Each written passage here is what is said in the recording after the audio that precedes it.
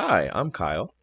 And I'm Trevor, and welcome to Catching Up on Cage. So, if you're not in the know, February of 2019 here at Catching Up on Cinema has been our Catching Up on Cage month. This has been a theme month wherein Kyle and I have been exploring the filmography of Nicolas Cage. The format so far has been Kyle and I selected two movies that both of us had seen, or at least were familiar with, and then each of us selected one film of his filmography that we were excited to try giving a look. So last week, Kyle had us watch Season of the Witch from 2011, directed by Dominic Sena. And this week, and this will be the final episode of Catching Up on Cage, regrettably, I had Kyle and I both sit down to watch 2011's Drive Angry. Directed by Patrick Lussier, or Lussier, I'm not sure.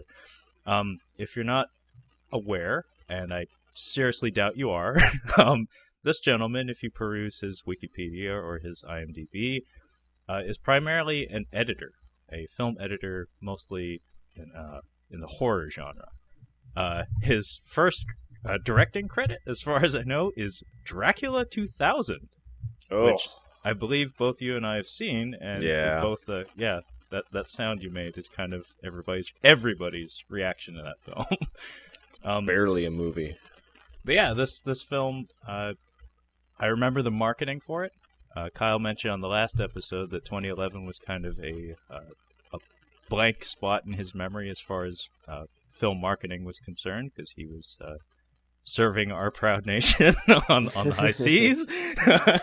But I remember seeing the commercials for this film and just cocking my eyebrow at it and thinking to myself, I have no fucking clue what this is, but I kind of like that title.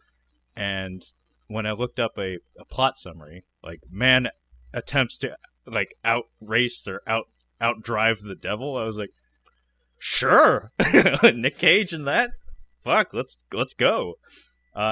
However, unfortunately, I did not end up watching it at the time.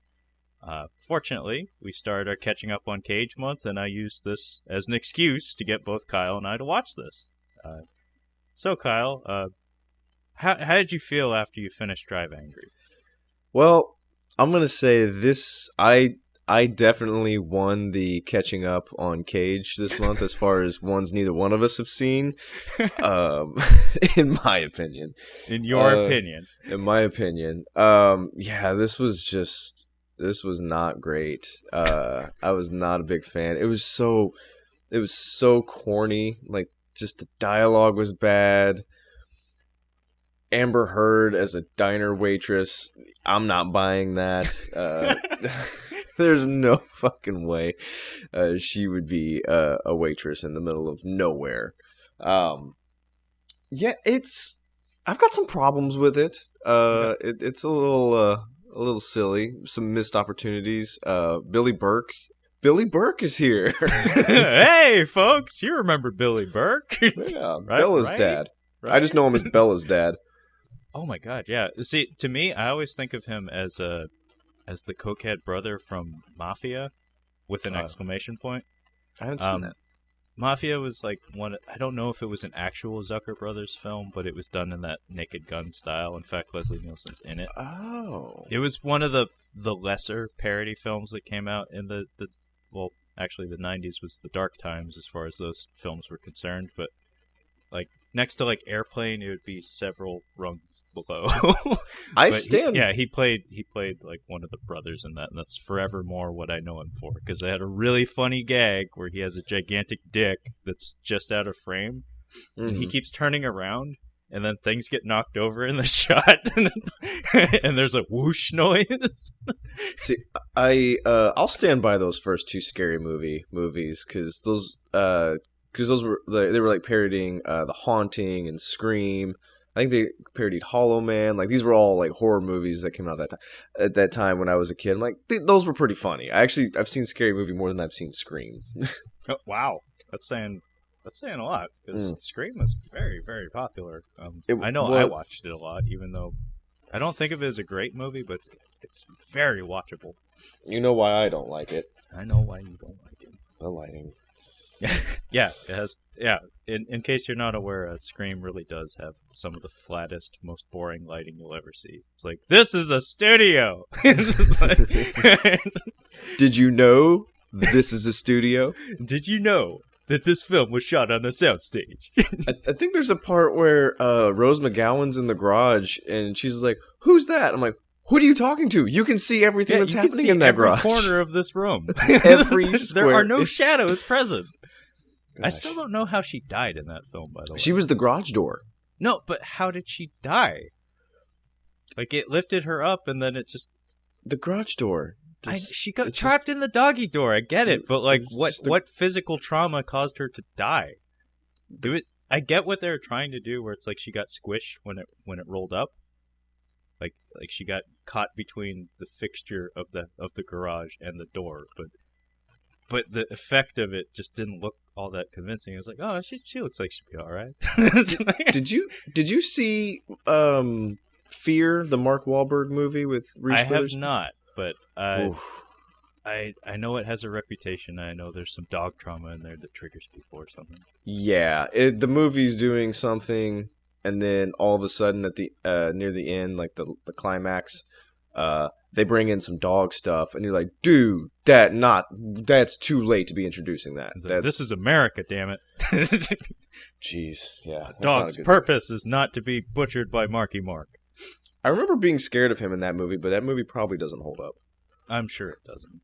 I wonder if The Crush holds up. I haven't seen that, but just the idea of just baby-faced Alicia Silverstone or whatever coming after you, it's like, I can't be afraid of you. I'm sorry. No. So anyway, Drive Angry. May as well give a bit of a plot summary up front. This film has a few swerves in it, so the plot summary is not going to be terribly accurate. It's but good. essentially, yeah, swerves. Swerves. Swerves. Nick Cage plays a gentleman by the name of Milton.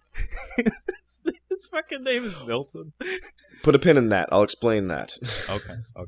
So Milton has escaped from hell using a muscle car of some sort. I'm sorry, I'm not terribly in the know when it comes to vehicles and why they're important and why they're sexy.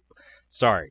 There's going to be a lot of missed opportunities here when it comes to speechifying about the reverence of vehicles and stuff. I'm sorry, I just don't have it. I call it classic car dick sucks. I have it written down several times in my notes. I just don't have it. Sorry. But anyway, Nick Cage escapes from hell. He is on a mission, and there is a baby, which he says, I believe, is his daughter's daughter, so that would be his granddaughter, that he's trying to reclaim from some cult leader. And on his journey, some gentleman by the name of the Accountant, aka the best character in the film, and one reason why I actually enjoyed this film, this accountant figure is a supernatural being from the underworld that's tailing him in some fashion, and we don't quite know why. And then obviously this plot converges towards the end. We get a swerve towards the end, but it's basically Nick Cage is on a mission trying to find a cult leader and get back a baby. Do you think that Nick Cage is against Scientology? Because this is the second movie I've seen where he's chasing after a cult leader, Mandy being the most recent. Maybe he was just he was one of the people that Scientology thought they could get. We could definitely get that Nick Cage, and he's just like, this is absolute nonsense. I will not do the E-meter. I will not. Well, I picture it being, I picture the exchange having no actual words. It would just be him doing his bad lieutenant laugh right after he smokes the crack pipe. Just yeah. Like in their face. Because when I think of Nick Cage, I think of a pretty strongly defined personality and character. Yeah. And when you think of cults, you think of people who are open to suggestion, and he's not. It's like, I got my own cult. It's called the Nick Cage cult. I'm a cult of one. No. Sorry. He did his Esquire interview about his favorite characters he's played with a skull ring on his index finger. That's a man who is confident and and he is sure of what he likes. Yeah, he's very secure in who he is and what he likes. And Yeah. he's like, yeah, I worship at the altar of Cameron Poe. I worship Nicolas Cage and no one else. Next question. I didn't John ask you Cusack's one. pretty cool too. I visit his place on Sundays. You know. Oh, I didn't even realize that. He was in Con Air and Frozen Ground with him. Yeah, actually, when we get into this movie, there are some funny casting crossovers here. Where I noticed that in a lot of Nick Cage movies, actually, that a lot of people he's been in movies with show up more than once, and I love that kind of stuff when it comes to movies. Is it gives that air of like camaraderie and familiarity, where it's like, oh hey, these guys have worked together. They probably know how to anticipate each other and like know each other's rhythms and stuff. And it probably helps their performances. Mm. It's like when a director has like a Scorsese and De Niro or Scorsese and DiCaprio or something. It's like there's a reason they keep fixating on that one personality, is because it's probably much more comfortable. Like, you know what to expect from that person and what their buttons are that you can press to get them to go certain places with their performances. You know, nothing against Leo, but do you think that having Leonardo DiCaprio in his movies, Scorsese's movies, do you think that elevated his movies? Because I think those movies would have been just as good without him. However, I don't feel like didn't Scorsese do the Cape Fear remake? Is he the one that directed? I don't think so. He didn't do that? I don't think so. I could be wrong, but I don't think that was him. In fact, let me just look that up. Yeah, let's go ahead and check that real quick. Yeah. Let's consult the internet. No, it was him. Wow. It was him. Okay, I thought so. I would say I don't think that movie would have been as good without De Niro, but like you could have done The Departed without Leo, and it still would have been a fantastic movie. You absolutely could have. That movie in particular. Yeah. Wolf of Wall Street, probably not. Yeah, he was pretty good in that. I give him a lot of credit for that performance because he wore a lot of hats. Yeah. Technically that movie, as far as I know, was submitted to the Academy Awards as a comedy. It's a great movie. It's very funny. It is, and it's 3 hours long, and how many times have you watched it? More than I care to count. Yeah. So it's 3 hours a pop, so it must be good. It's great. All of it. Just the whole thing. Even when you think it's slowing down a little bit, no, it's still gonna keep going. It's still great. So do you want to jump into this movie? I purposely didn't want us to talk about this beforehand. I just wanted to jump right into this one. I have a feeling we're going to disagree on this one. This doesn't happen too often, but I think my view on it is probably more positive than yours. Most likely. Most likely. So our story begins with a shot of hell, as represented by like a it's bathed in orange light. Yeah, it looks like Spawn. It looks like hell from. It looks like hell from the movie Spawn, which was from like what 97, 98? Yeah, somewhere around there. Yeah, the CGI in this film is not great. It looks like it's from 2004. This is 2011, by the way. Yes, I thought the whole movie felt like 2004, like on the nose. It does feel out of its time a bit. But yeah, our first shots are of hell, as represented by like a rotting metropolis bathed in orange light. And our opening narration is delivered by William Fichtner, who I happen to really like. He brings something to almost any role you put him in. Even the fucking Dark Knight, he's in it for 20 seconds, and people I know who know nothing about movies, who don't pay attention to the finer details or anything, they remember him because he has one of the best line deliveries in that fucking movie. He has one of the best non-Joker lines, and I think my favorite Joker line, you already know, it's silent actually. Yeah, it's a finger point. And then there's William Fichtner, "You and your friends are dead," very memorable. It's and brilliant. Then third is Aaron Eckhart yelling, "Rachel! Rachel! Rachel! Rachel!" It's so funny. He has a horrible yell. I'm also partial to Enough with the Clown, but I'm biased because I really like Michael Jai White. Yeah. William Fichtner, if you don't remember, was in The Dark Knight as, I guess, the bank manager in the opener. Mm-hmm. He was also in Armageddon as one of the astronaut guys. He's like the guy that goes nuts towards the end and pulls out a pistol because he's trying to set off the nuke. He pops up. Oh, he's in Black Hawk Down. He's a really cool guy in that too. Everybody was in Black Hawk Down. Every single male British person. Every British person was in Black Hawk Down. He was John C. Reilly's adversary in A Perfect Storm. I guess John C. Reilly's wife. He was good in that. I really happen to like William Fichtner, and he pops up in all sorts of places, and he's very talented at being a chameleon. He's even in Heat, which I know you don't like, but nope. he has an impact in there. But he delivers this opening narration about badass motherfuckers trying to leave hell. And his delivery, just like in The Dark Knight, is kind of pitch perfect.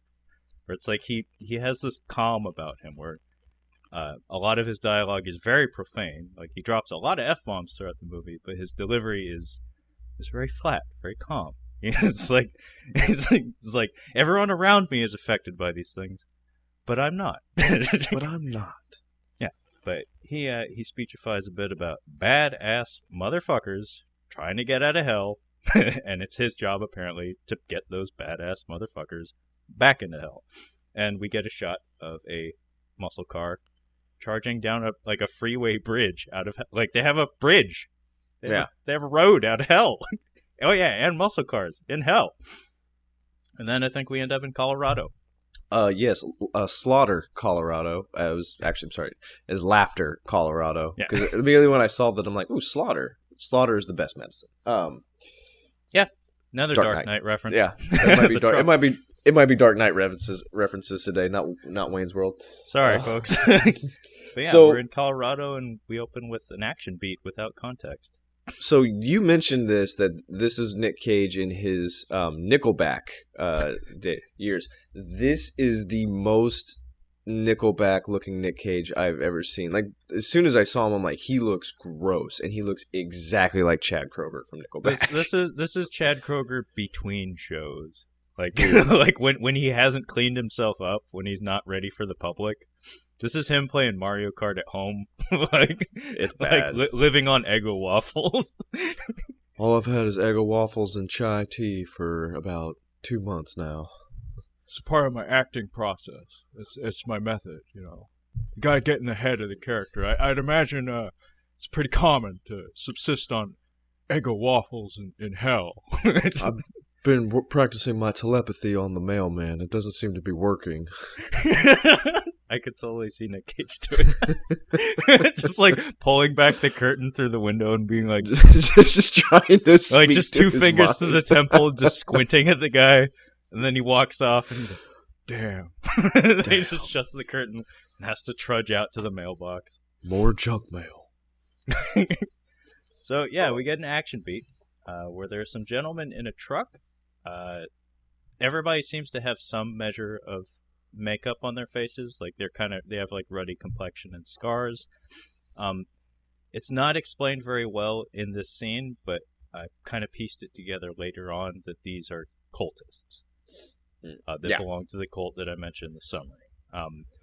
But during the scene, we don't get any indication of that. It's just I kind of pieced it together because almost all the cultists have some form of deformity or some sort of scar on them or something. And that one guy has an amazing wig hat. Oh, there's more wigs. There's another wig. There's another wig coming up in the church. But yeah, these guys are driving around a truck. Nick Cage is chasing him with a car. His car's got some bullet holes in it, so apparently this chase has been going on for a bit, and they've been shooting at him. And then Nick Cage somehow manages to flip their truck by shooting at them. I didn't quite figure out the physics of that, but he pulls a shotgun, and then he pulls the trigger, and the truck just flips. And then we get a very Punisher-esque scene where that's exactly what I was thinking was Punisher. Like Tom Jane Punisher specifically. Tom Jane specifically, yes. Yeah. And yeah, these guys are like spilled out of the truck, and they're trying to defend themselves, and we get our first indication that this film was shot in 3D when he shoots a gentleman in the wrist and he blows his hand off, very RoboCop-esque, but his hand flies up into the camera. That makes sense. I was wondering what some of this weird shit was all about. That makes so much sense now. A lot of the Thank you. cinematography in this film, including the lighting, caters to the fact that this was intended from the ground up to be a 3D film. Gotcha. That makes a lot more sense now. Yeah, that's why it's a very bright film also. It's very important to overlight your films when you're shooting in 3D, because apparently when you put it through the processing, it fucks with it really badly. I heard some horror stories about the Clash of the Titans, the Sam Worthington one. I haven't seen that. It was post-processed into 3D, so it wasn't shot with the intention of being 3D, but because he was in it, and because Avatar made all the money, they're like, let's do that. And I guess the processing they put it through made it like pitch black when you're trying to watch it in the theater with the glasses, and you're just like, I can't fucking see. It's like you're not missing anything. I fell asleep at Avatar because we had to go see it in 3D. Yeah, I fell asleep. It was damn. Yeah, I slept the whole thing. I think I might have slept. It was bad. My feelings are mixed on Avatar. It's like it's not bad, but it's very safe in a lot of ways. Like, it doesn't feel as adventurous or as grand as it could have been. But the last third of it does kind of come together pretty well. Like, pretty much as soon as that tree gets blowed up. The big tree. You know it. But yeah, I noticed the music during this scene. It's like... I hate it. I hate the music in all this movie. I kind of like it. And what it reminds me of is Tito and Tarantula, who did the music for Desperado, the Robert Rodriguez movie. Mm-hmm. It reminds me of like that biker bar kind of sound. In fact, it just reminds me. This whole movie reminds me of Robert Rodriguez in a lot of ways. But the soundtrack in particular made me think of his movies, which he often scores. I really like the soundtrack for Desperado, by the way. And I think those guys showed up in From Dusk Till Dawn as the titty bar band. I can't remember. I've seen Once Upon a Time in Mexico. Oh, that's not very good. Yeah, that's like the Enrique Iglesias movie with Willem Dafoe and Johnny Depp. I don't remember. I remember Johnny Depp's like, I have to kill this guy, but that's it. That's all I remember from it. No, I mean, I tried the one good thing that came out of it was, "Are you a Mexican or a Mexicant?" And Danny Trejo's reply of, "I'm a Mexican," was pretty cool. But yeah, Once Upon a Time in Mexico is a big disappointment. Yeah, I didn't care for it.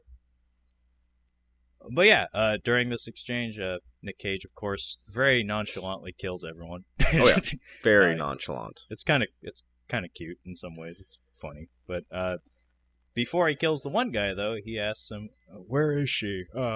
Where's the baby girl?" And the guy tells him, I forget what location he says, but Stillwater or something.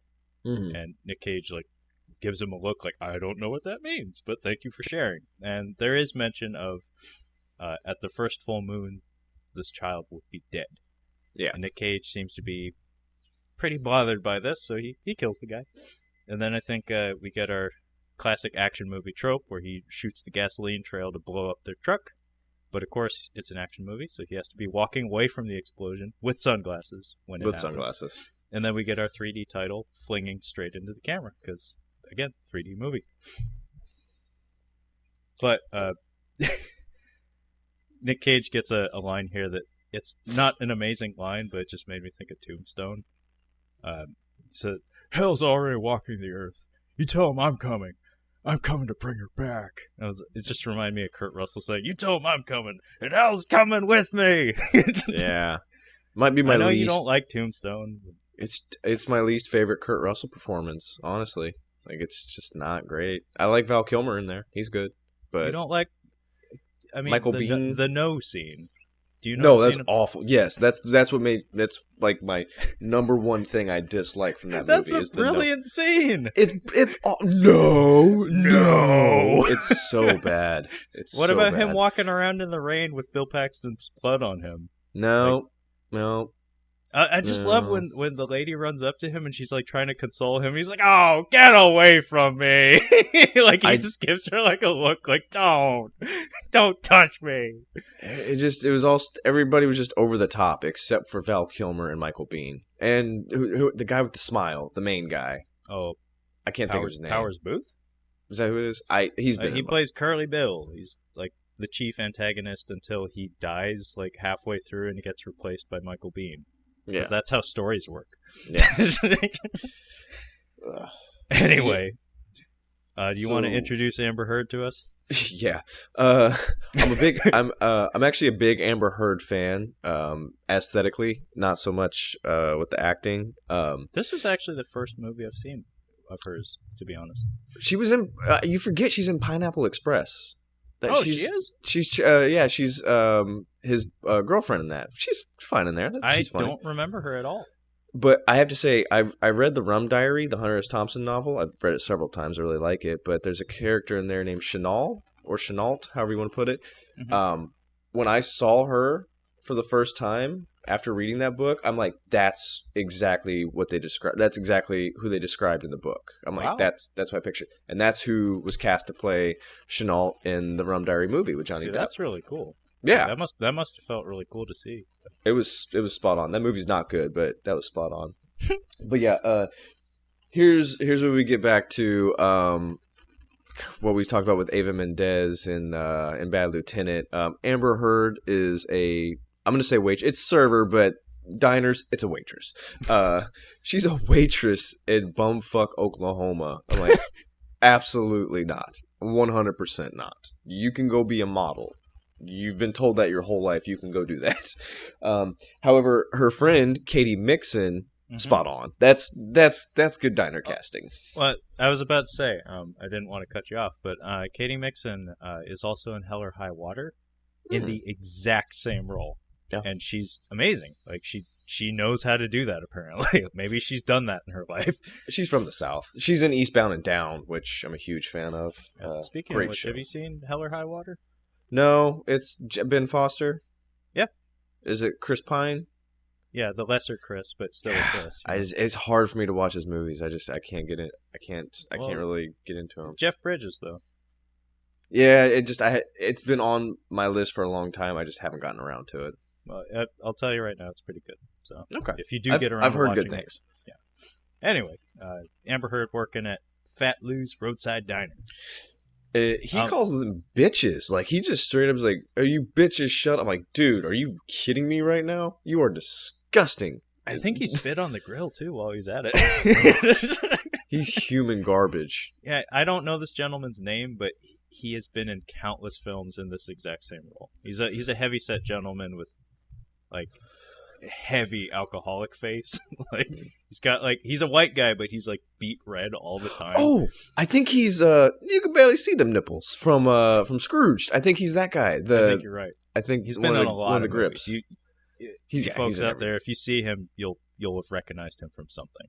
He could play the clown from Spawn, pretty much. He's the gentleman that apparently runs the diner, but he's cooking right now. So Katie Mixon goes up to Nick Cage's table, and he must give off some kind of scent because he is just like getting these waitresses hot and bothered with just his presence. By the way, I put a pin in the Milton. So I believe his name is Milton because he was originally they were originally going to cast a 70-year-old man to play Milton, to play this character because he's supposed to be old. Yeah, the character is supposed to be old, so I think they're like, no, we're gonna cast Nick Cage instead. And like, okay, what about the name? Like, keep the name. Milton's fine. So that might be why it's kind of weird to see a guy like this named Milton. Well, Milton just makes me think of like just a mousy, nerdy Rick Moranis type person. I always think Milton Berle.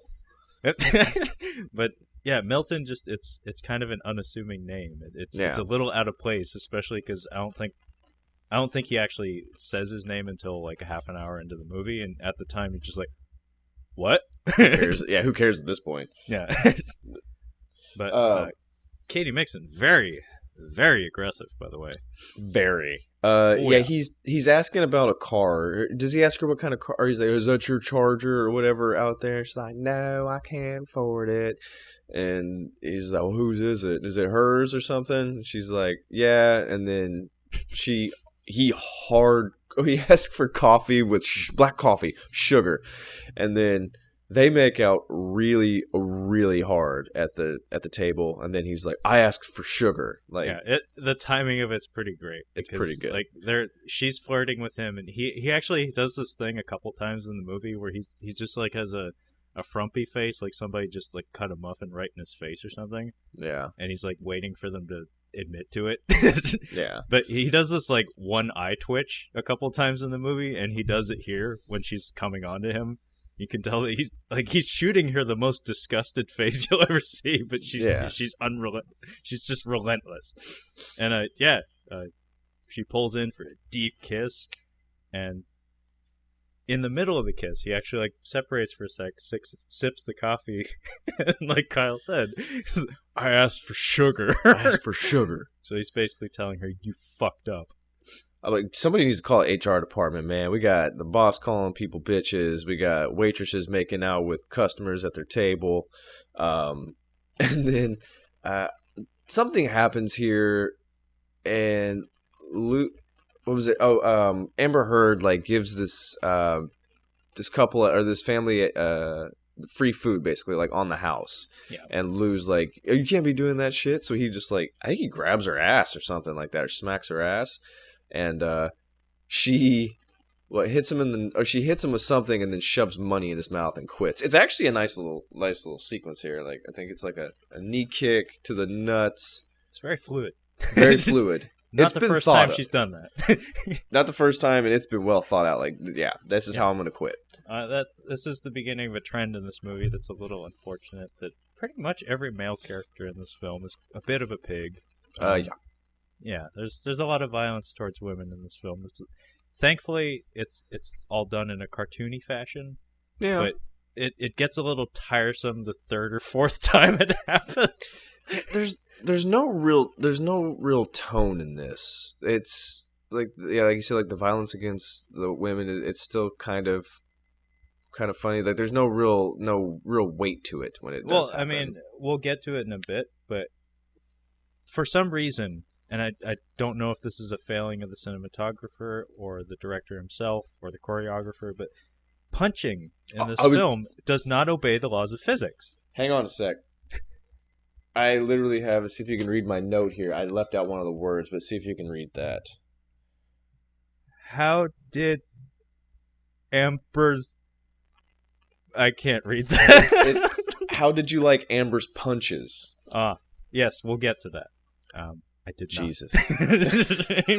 It's the worst punching I've ever seen. These are some of the worst punches I've seen on film. Yeah, it's awful. Yeah. Thankfully, there's only maybe a half dozen of them, but yeah, they're all terrible. I think Linda Hamilton has like 5 pounds on her in Terminator 2. That's how little tiny Amber Heard is in this movie. Size doesn't matter. It's just like, there's a dance that needs to be happening between your fist and the person's body. She's getting no hips behind. Yeah, this, it's just like, yeah.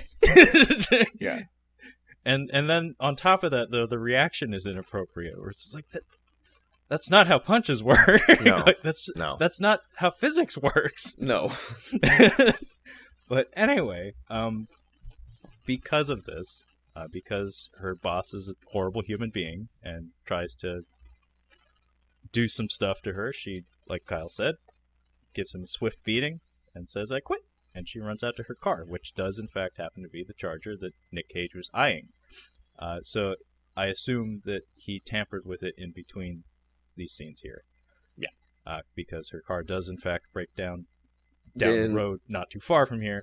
It's important to note, in this diner, there is a inbred-looking gentleman with a leather jacket, who, in fact, Nick Cage later in the film just calls leather, I think. He's at the diner, and he starts following them from this point for the next couple of scenes. Mm-hmm. And he really stands out. He looks kind of like in fact, he might be the one guy from Pirates of the Caribbean with the glass eye. I don't think it's him, but that kind of looking guy, yeah. Yeah, he's got a gawky way about him. He looks fidgety and weird. Anyway, we get a quick shot of Amber Heard driving her car down the freeway, and she is listening to a song with the lyrics "Fuck the pain away." It's called "Fuck the Pain Away." I hate that song. She's singing along to it. It's that and "Crazy Bitch." If I hear "Fuck the Pain Away" or "Crazy Bitch," I'm like, shut up, just turn it off. That really pissed me off when she started singing that. I'm like, okay, I'm not gonna like this movie. Well, just the tone in which she's singing it, it's so casual. It's supposed to be like, ooh, she's hot and she's singing "Fuck the Pain Away." Dangerous. Oh, jeez, fuck off. Well, it is 2011. I mean, we're like one. Yeah, we're almost to making good movies. Well, by the logic of 2011 film studios, the world was going to end next year anyway, so yeah. You may as well fuck the pain away. Fuck the pain away. But yeah, her car starts to smoke. She ends up pulling over, and then somebody saw Transformers. Nick Cage just like Batman's into the frame, just like zip. Hey, can I help you? Somebody saw Transformers because this is almost spot on Megan Fox with the Daisy Dukes walking around the car. Like, yeah, only difference being that scene with Megan Fox, Michael Bay probably blocked off an entire month to shoot that. Whereas Close this set. scene, they probably had 20 minutes. Yeah. Like, it is funny. Every angle. Every angle. Every angle. It's like, and then I need an additional year to edit just this one scene because we need to get it right. Hey, Megan, how do you feel about animal crackers? No? Okay. It's like, not open to that? Okay. Not open? Okay. Not open to animal crackers. It's like, I thought that was going to be a thing in my filmography. Thank you for crushing my dreams. I appreciate it. So, we got a month here at this car. So yeah, Nick Cage, like, she pulls over, and 2 seconds later, he just zip, hey, and words cannot describe what he looks like in this film. Like, you need to look up a picture of it. Just look up Chad Kroeger. If you've seen Chad Kroeger from Nickelback at this time, it's exactly what he looks like. Yes. So imagine Chad Kroeger, like disheveled Chad Kroeger, stepping out of the tall grass on the side of the freeway and offering to help you fix your car. Two things. Would you accept that? One, it's called the long grass. And don't go into the long grass. Don't go into the long grass. And then two, it's it's Nick Cage is just Chad Kroeger if he was talented. If Chad Kroeger was talented. Oh. Boo. So mean. Get at me, Canada. But yeah, Nick Cage, she accepts Nick Cage's offer. And he just like touches the engine. He doesn't do anything. He just like fumbles with it for 2 seconds. This is a huge red flag if a dude's like, I'll give you a ride. She's like, okay, cool. And he fixes it. He doesn't even ask what's wrong with the car. It's like he knows what's wrong with it. He's the one to tamper with it. But she's just like, oh, cool, he fixed it. Okay. Yeah, so she agrees to give him a ride, which he asks for. However, she only says that I can take you to the truck stop, which is not far from here. No. And he's like, okay. So they hop in the car together, and I think at this point, we get introduced to William Fichtner. We get a pretty cute shot of him walking down a street, like covered in trees. There's autumn leaves blowing, and him crossing a bridge. He's wearing a slick suit. So picture William Fichtner wearing a suit, walking down a country road. A little out of place. He gets Nick Cage has the butt rock music to accompany him. Like, that's his theme music. He gets like the biker bar music. Hillbilly butt rock. Yeah, hillbilly butt rock. Let's leave it at that. Whereas Fichtner gets kind of a bluesy like riff. He gets slide guitar specifically.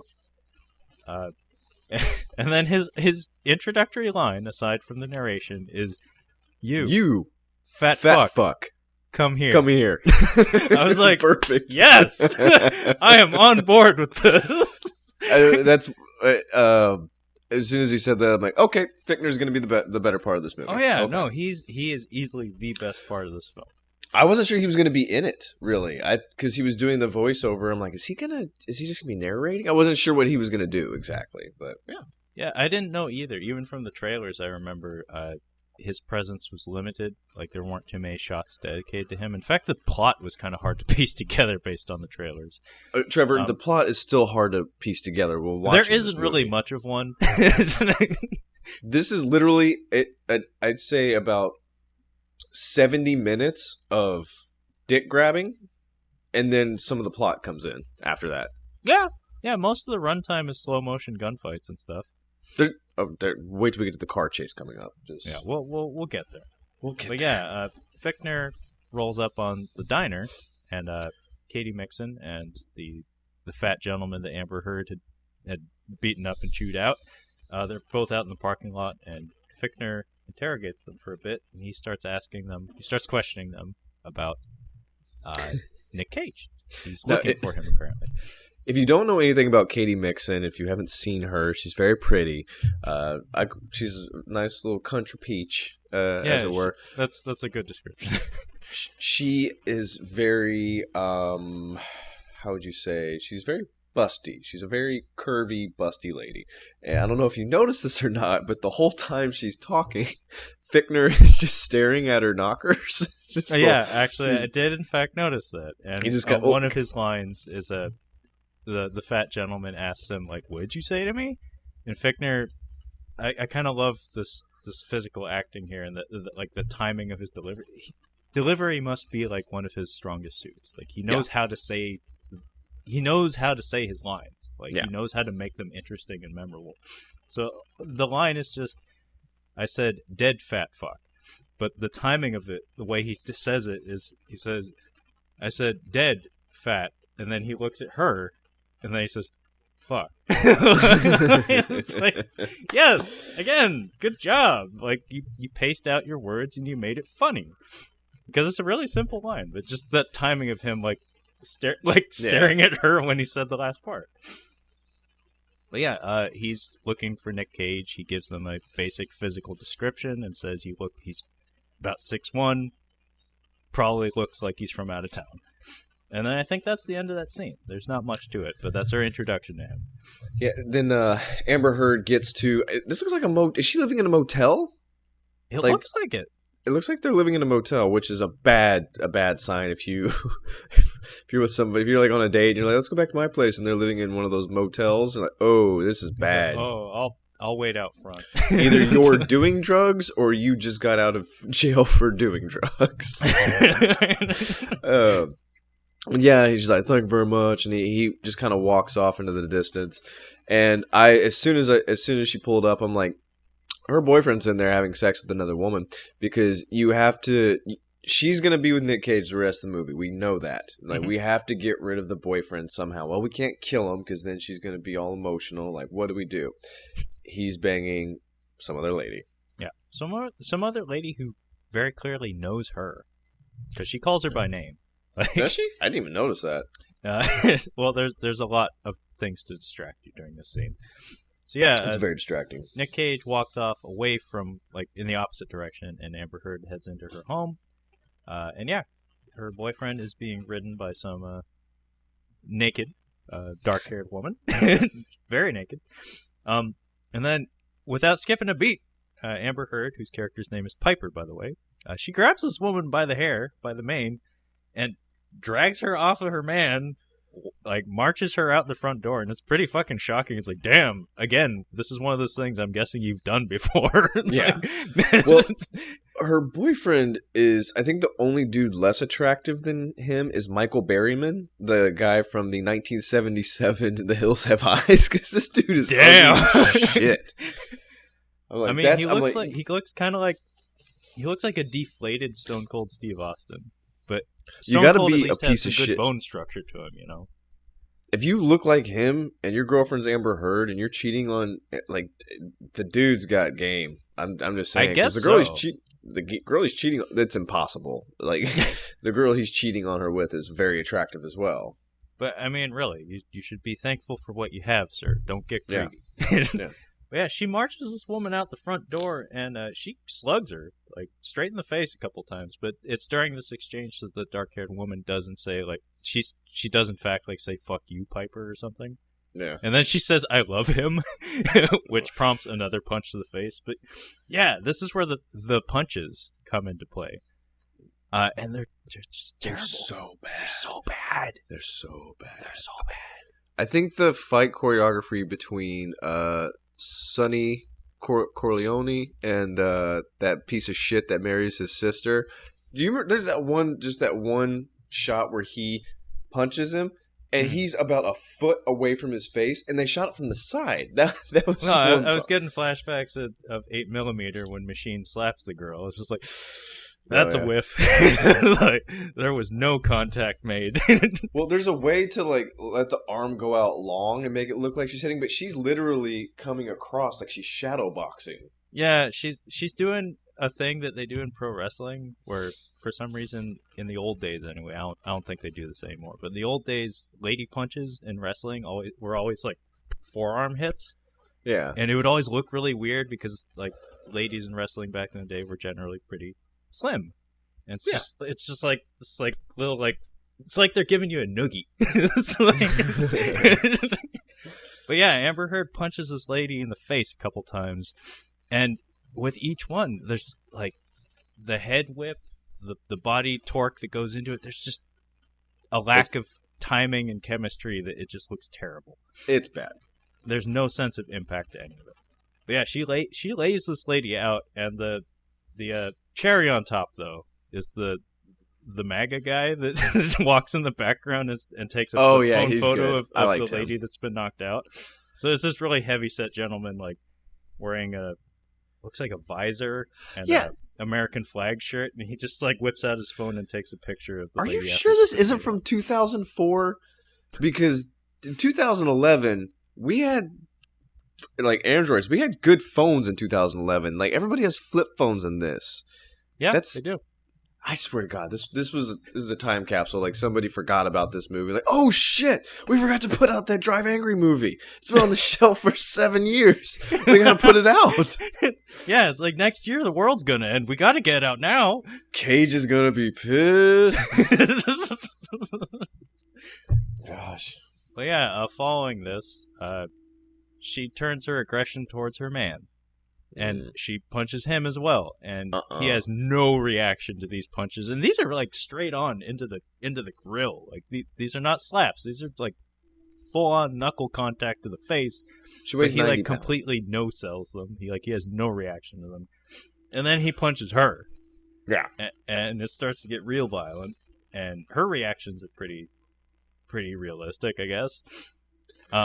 So Nick Cage does the noble guy thing, and he's in like a payphone or some shit. Again, feels like 2001 or something. Like, yeah. What are you doing at a payphone in 2011? Yeah, he's fiddling around with some shit that comes into play later. And then he overhears the shit going on in the background. He shows up, he rescues her, and I think our scene concludes with Nick Cage knocking the guy down and an air conditioner falls on his face. Cut to black. Fade to black. I just was reminded of something. One of these songs is performed or written and performed by a Coppola of some kind. I believe it's probably a Nick Cage cousin, if I am not mistaken. Oh, wow. Yeah, because I hate the music in this so much that I'm like, what are these songs? So I look. Oh yeah, Weston Cage Coppola. Wow. Oh, he's 1990. Wow. He's actor, soundtrack producer. Yeah. Damn. Family connection. Oh, maybe that's his son. I would guess that's a son. Cage Coppola, yeah. I could see that. But yeah, our film resumes with Amber Heard unconscious in her own car, and Nick Cage is driving her. Yeah, and again, she's not worried about this. But this is when we get a flash to some sort of vision that Nick Cage is having, and it has like I'm having a vision. It has like scan lines on it, so it looks like you're watching an old VHS tape or something. And this is when we get to see was it Billy Burke, the cult leader? Yeah. Yeah. With his sideburns and his mustache.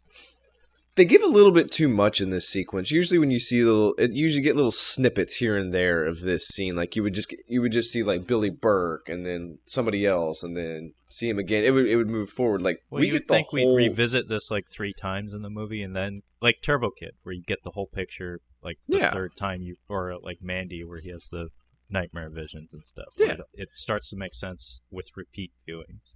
But no, we get all up front. But doing that, it's more confusing because my original note said Bella's dad is Nick Cage's childhood cult dad leader, penis bite, throat slit, gross shit. But that's not actually true. It took me a little while to piece together who was who and for like how they were all connected. Because like the woman, I was like, is that his mom or his wife or his sister? I don't know who that is. It's just some woman. Yeah. But yeah, we get a vision of Billy Burke walking into like what looks like a scuzzy motel room. There are a lot of those in this film. He approaches some woman. He roughs her up a bit, and then he puts her on her knees, presumably to do some business below the belt. Yep. And then combination of editing and sound effects, we figure out that she just took his manhood. Yeah. Like she took gave it. A good bite. I don't know if she took it, but she definitely left a mark. Yeah, his face is not too pleased with that. But immediately following this, he slits her throat, I believe, and then cut back to Nick Cage driving. He rubs it on his face. He's really into the whole slit in the throat thing. It's pretty gross. I mean, he's a cult leader. You gotta do that, you know. That's what villains do. Yeah. But yeah, Nick Cage is heading to Louisiana. I think he mentions that like Amber Heard, aka Piper, has like relations or is from Florida or something, or at least that's where she wants to go. Yeah. So she agrees to travel together. She allows him to keep driving her car. And I think at this point is when we arrive at Bowl by the Balls, which is a bar. /hotel. Yeah. They're like attached to each other somehow. I've never seen anything like that before. Yeah, I don't know how this works, but the concierge, there's a concierge, by the way. No, there's not. No. There's no concierge. It's like he doesn't work here. He just stands behind a podium and likes to pretend he does. Giant Vegas hotels have like a restaurant. They have several restaurants in the lobby. There's all kinds of restaurants. And then even your bigger hotels will have a restaurant or two. But this is like an outside big restaurant bar that's attached to the hotel. Yeah. The layout's a little confusing. It's a little weird. And the bar is mostly represented by like a country dance floor with a disco ball. But the reason why I bring attention to the concierge, I'll just keep calling him that, is that he is played by Pruitt Taylor Vince, who I did in fact have to look up his name. I don't know it off the top of my head, but I know him as Wiggly Eyes because he is an actor. He's a heavy-set gentleman. You'll know him from Identity. Constantine. And a movie that I put on our maybe potential episodes list, The Legend of 1900. He's a heavy-set gentleman that has some sort of condition that causes his eyes to wiggle back and forth a lot. He's a very talented actor. But this is like his only scene in the movie for the most part, and I was happy to see him. It's kind of cool. And he apparently recognizes Nick Cage. In fact, he calls him by his name, Milton. Which I believe is the first time we hear it in the film.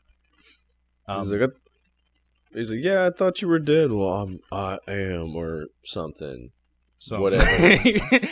I'd like to remember the scene as him just like looking at him sternly and like farting or something and just leaving. And just like, bye. It's basically just there to tell us that Nick Cage, or Milton, he's not really being honest with Piper. He's not really telling her what his deal is. And we know that something's going on. Yeah, and we get another clue in just a minute here, because he and Piper sit down at a table together. A waitress comes by and asks for their IDs. At which point, Amber Heard reveals that she stole his wallet. I don't know what this contributes to the story, but apparently she just stole his wallet. She says she did it to protect herself. Which was smart. Yeah, that is very smart. That's like in pretty case smart. she needs to take off in a hurry, she'll take his shit. Well, no, if he like drove off with her car, she would have his identification. So yeah, it works.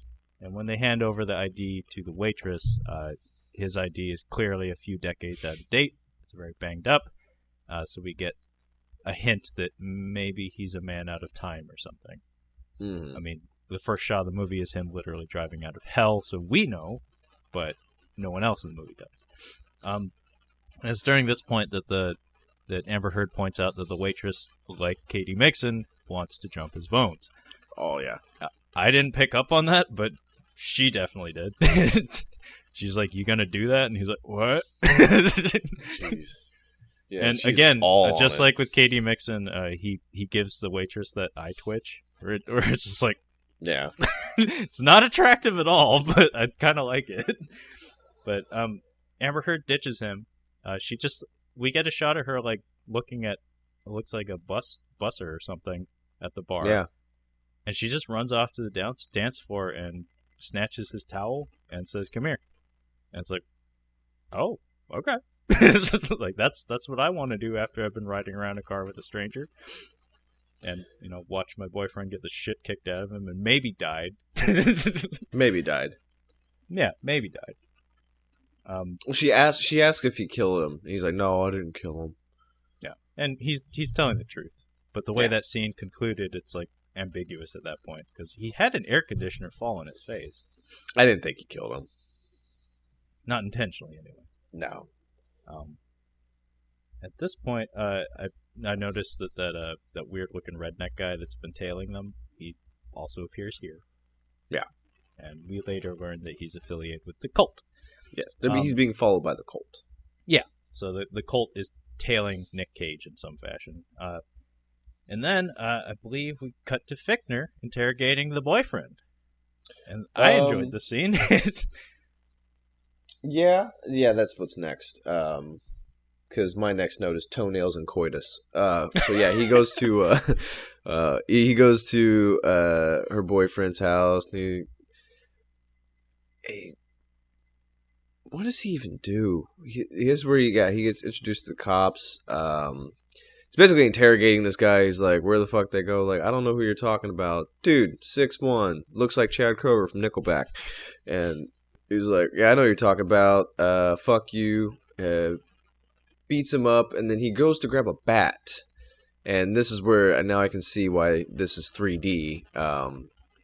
Fichtner breaks the bat and then just throws it into his shoulder and impales him onto the wall. Continuing his interrogation, he finds a picture, I believe, of Amber Heard. He's like, "Yep, I can use this." He ends up killing the boyfriend, which the world's a better place without him. He throws the other end of the bat into his face, Yeah. which is a pretty cool effect because we do get a close-up of the result a little later. It's pretty good head cast. Like, practical effects looks pretty slick. I was going to say the practical effects were pretty decent here. There aren't too many of them, but they are pretty decent. They're pretty decent. During the scene, the boyfriend has a funny line. I think around the time he's impaled on the wall and Fichtner's like snooping around through his stuff, you can hear very quietly and like very faintly in the background. You can hear him like mumble like, "Why does everybody keep hurting me?" That's pretty funny.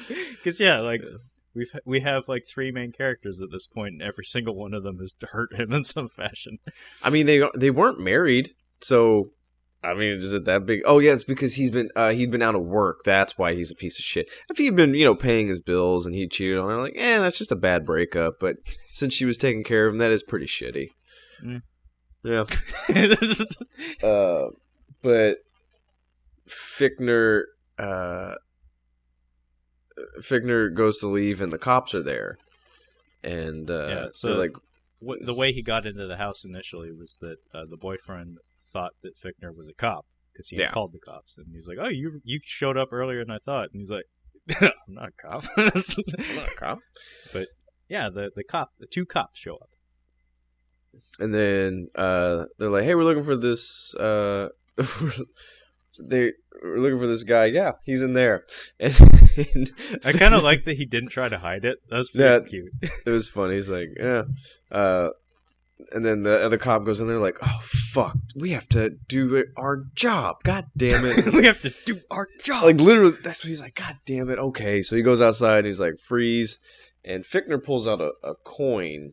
And he's like, I guess it's your lucky day, or see if it's your lucky day. And he flips the coin up in the air again. This is the 3D shot. It's in 3D, so the coin goes directly into the camera. Yeah. And then he comes down, and he's got an FBI badge, and he basically tells... It's basically a magic trick. He catches the coin, he flicks his wrist, and it turns into an FBI badge. And he convinces these two nitwits that he is an FBI agent, he's going to deputize them, and we got to go find this guy, so let's go. Yeah, and I like there's the short white guy, the short white cop. Yeah. Like, he's like, that's against protocol, but like his face is not matching his words, or you can tell he's kind of excited. Yeah. Because Fichtner tells them, shoot to kill. Like, as soon as you see him, shoot to kill. And the white cop's just like, that's against protocol. And he's like, yes, it is.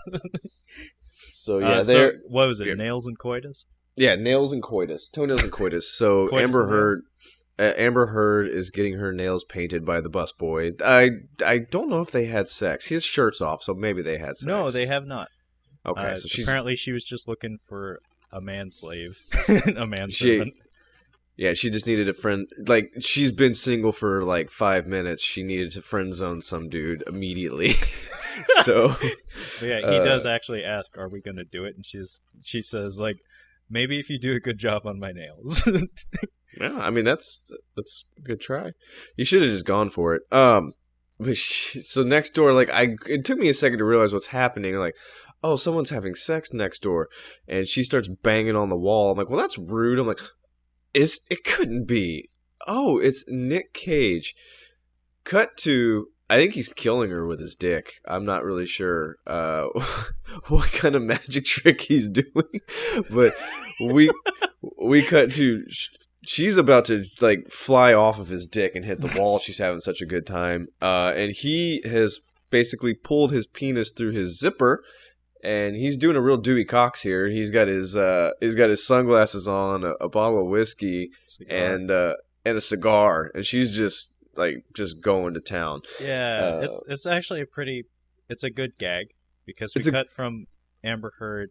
It's not a cut actually. It's technically just pans seamless. Over. Yeah. Where Amber Heard is laying in bed with her back against the wall, and her dude is doing her nails, and then she's banging on the wall because you can hear it screaming, like all sorts of screaming. She's banging on the wall. Her. Shut the fuck up! And then we do a Bad Boys 2 shot where we pan through the wall, and on the opposite side, Nick Cage has his back up against the wall.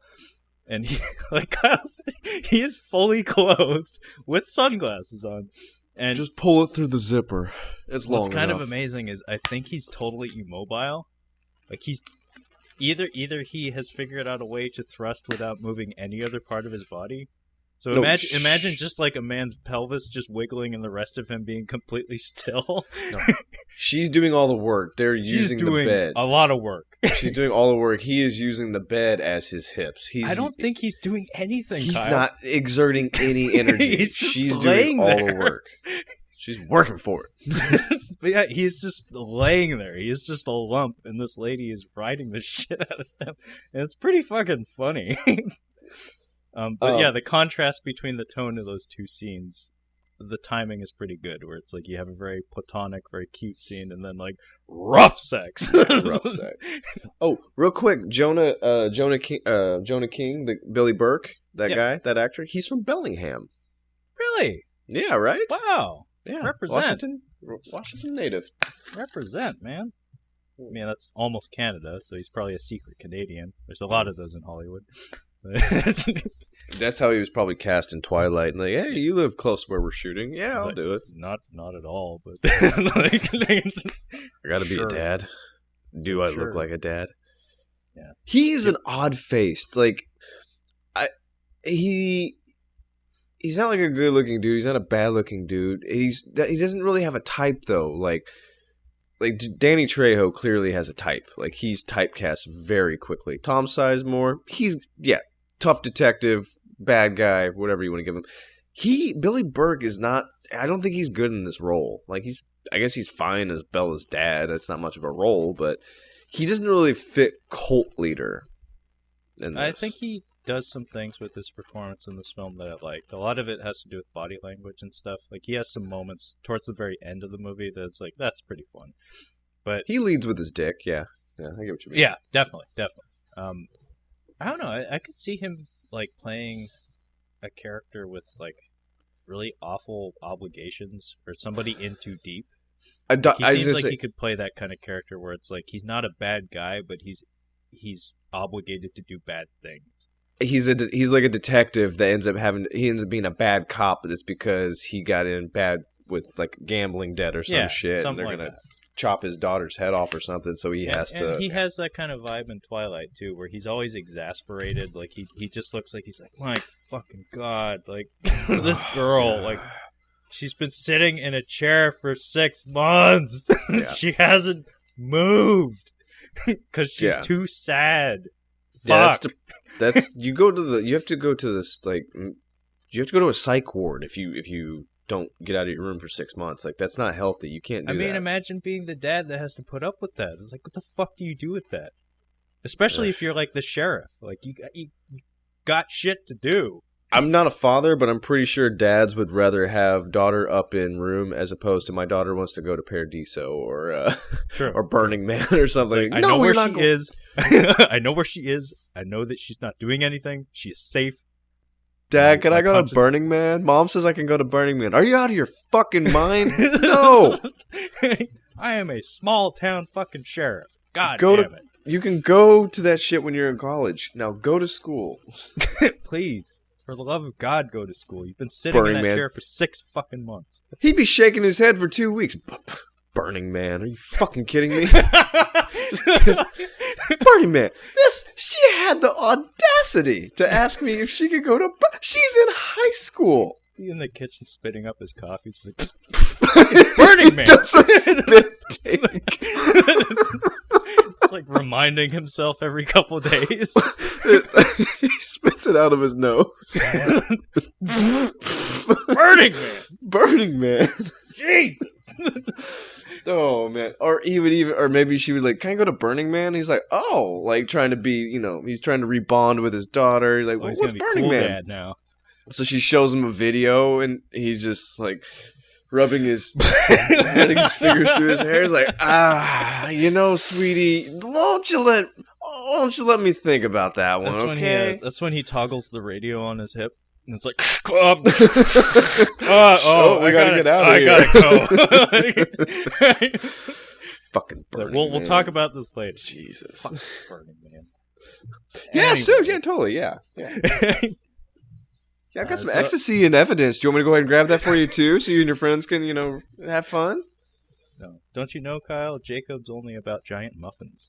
Like, he's not into the drugs, but they're all about those muffins. Oh, yeah, that's right. I thought you were talking about Jonah. I'm like, no, Jonah's into his morning grapefruit from this movie, but not I know what you mean. Yeah, Jacob. Right. I remember now. Back home in time for cornflakes.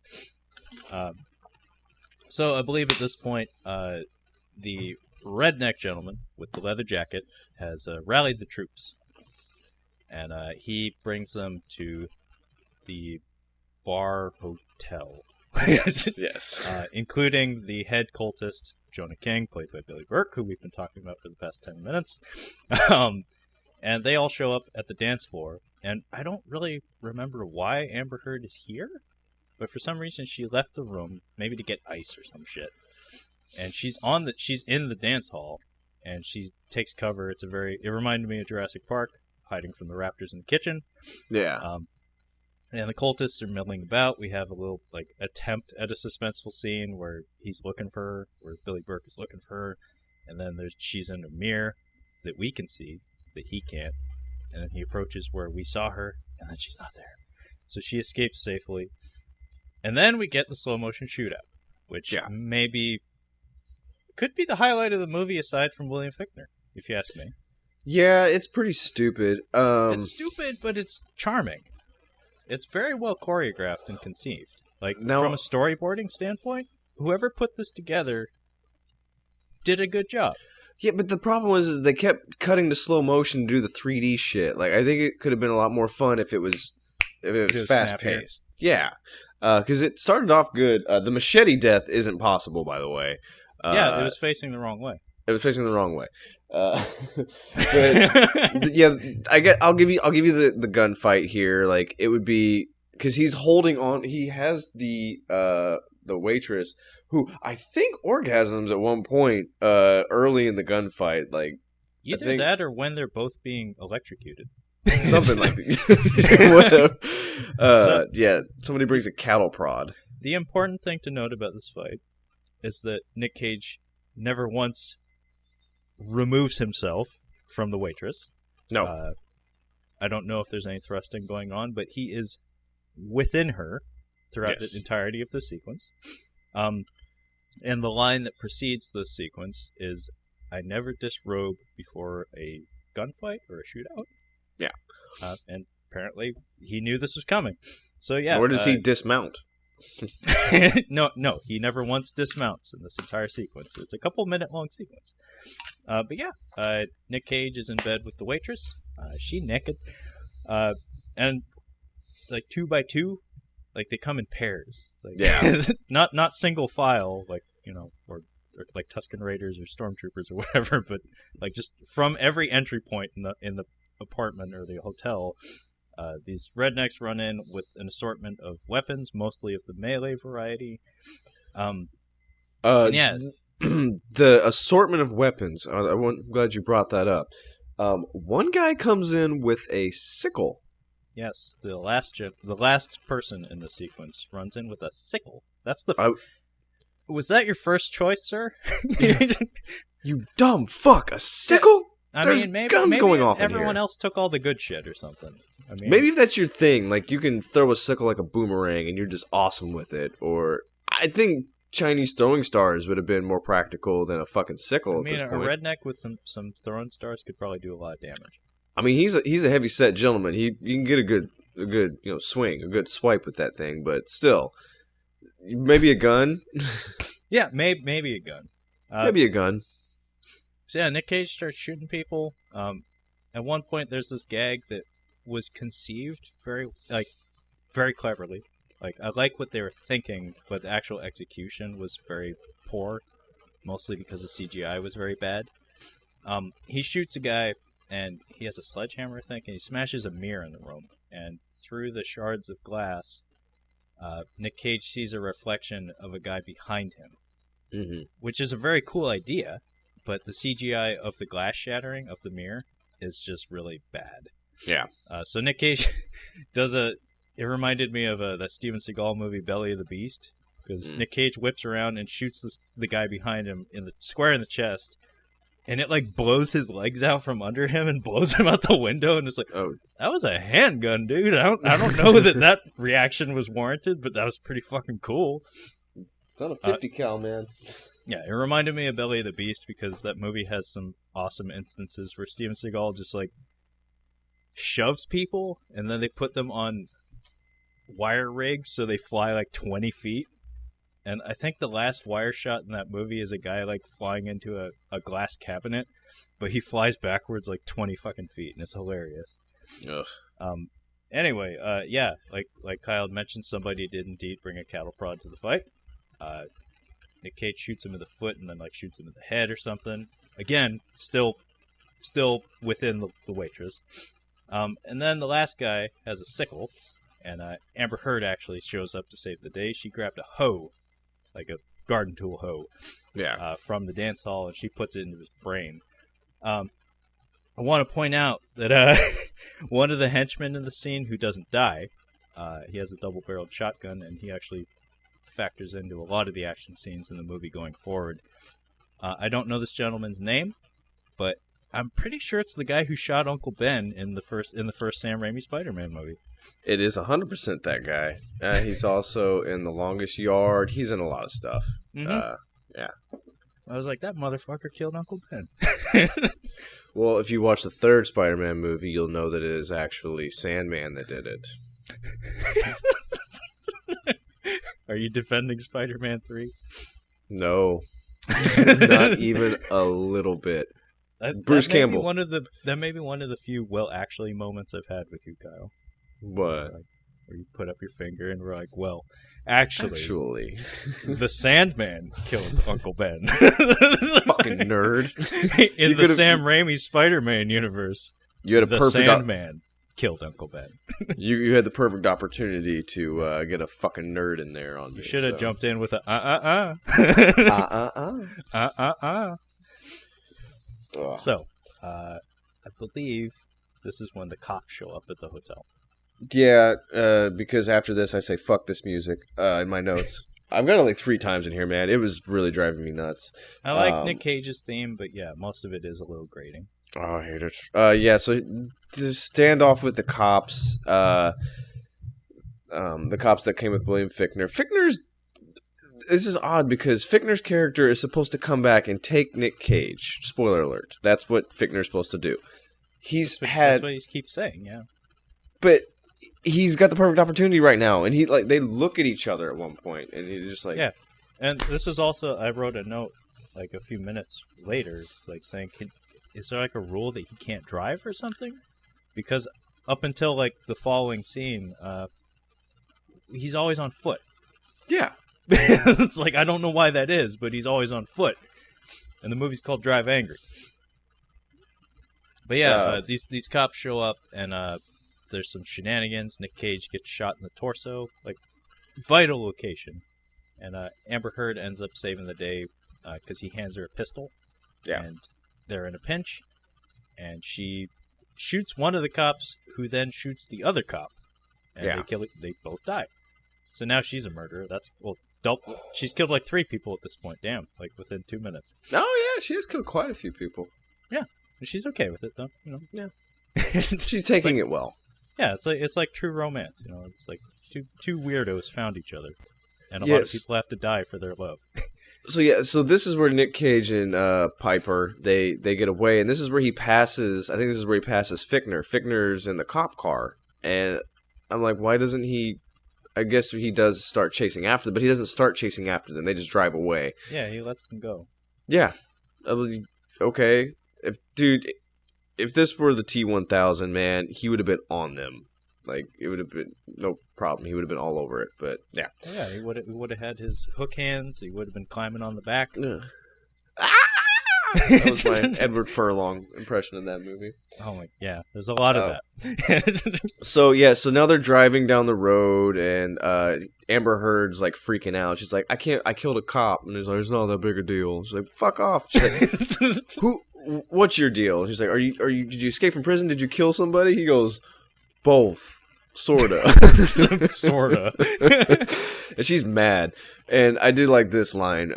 She pulls out the gun. She's like, give me one good reason why I shouldn't kill you right now. And he says what I feel like this should have been said in so many movies. Because I'm driving. If you hold a gun, you don't have the upper hand on the person who's driving. They have your life in their hands. Actually, what they could do is just unclick your seatbelt and then pull the parking brake, and your head's going to go straight through the windshield. Or they can just go crash the car. So you have no upper hand with a gun. But she calms down, and he's explaining things kind of a little bit. And, he at the very least says they killed my daughter and took her baby. So we have motivation. He's not a bad guy. He's just, trying to get a baby. But then the cops show up. Well, a cop car shows up. A cop car, and they're like, oh, shit.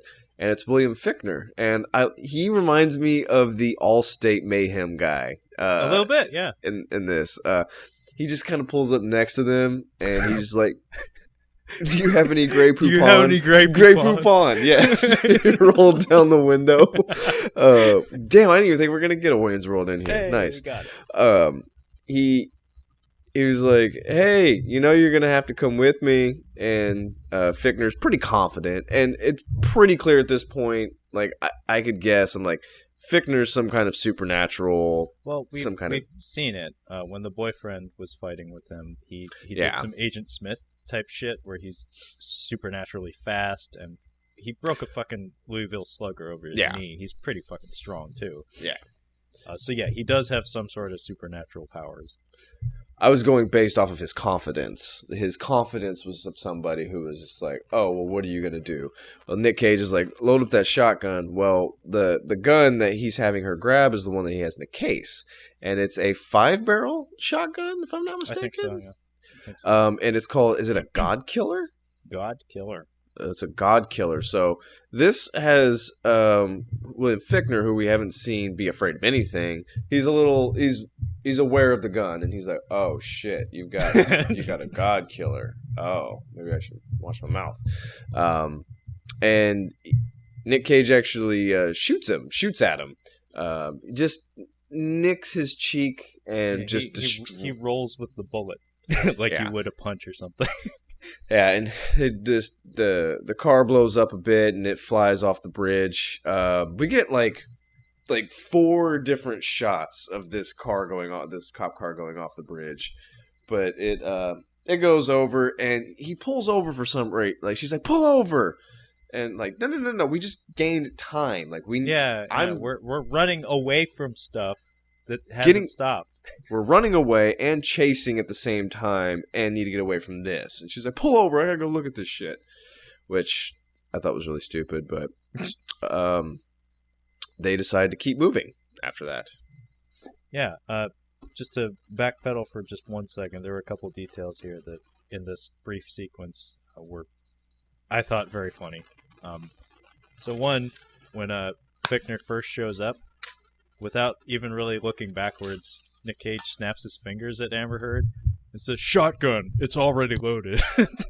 And I was like, that is Cagean. That is Cagean acting.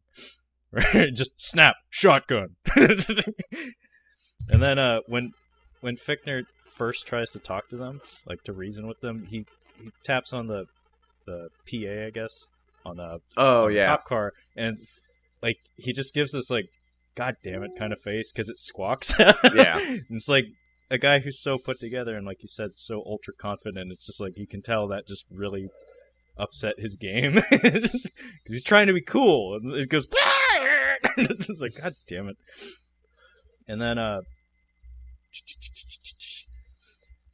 this is the first of like 3 lines that I think may have been improvised by Nick Cage. He says all of them in exchanges with William Fichtner, and this one he says, "You think you're lucky? You think you're Baron Samedi?" And if I remember right, and I don't know if this refers to another character, but Baron Samedi is from Live and Let Die, the James Bond movie.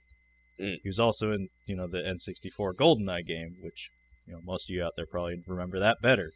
But he makes some weird, quirky Nick Cagean references in this movie that's like, that felt like it came from him, not the script.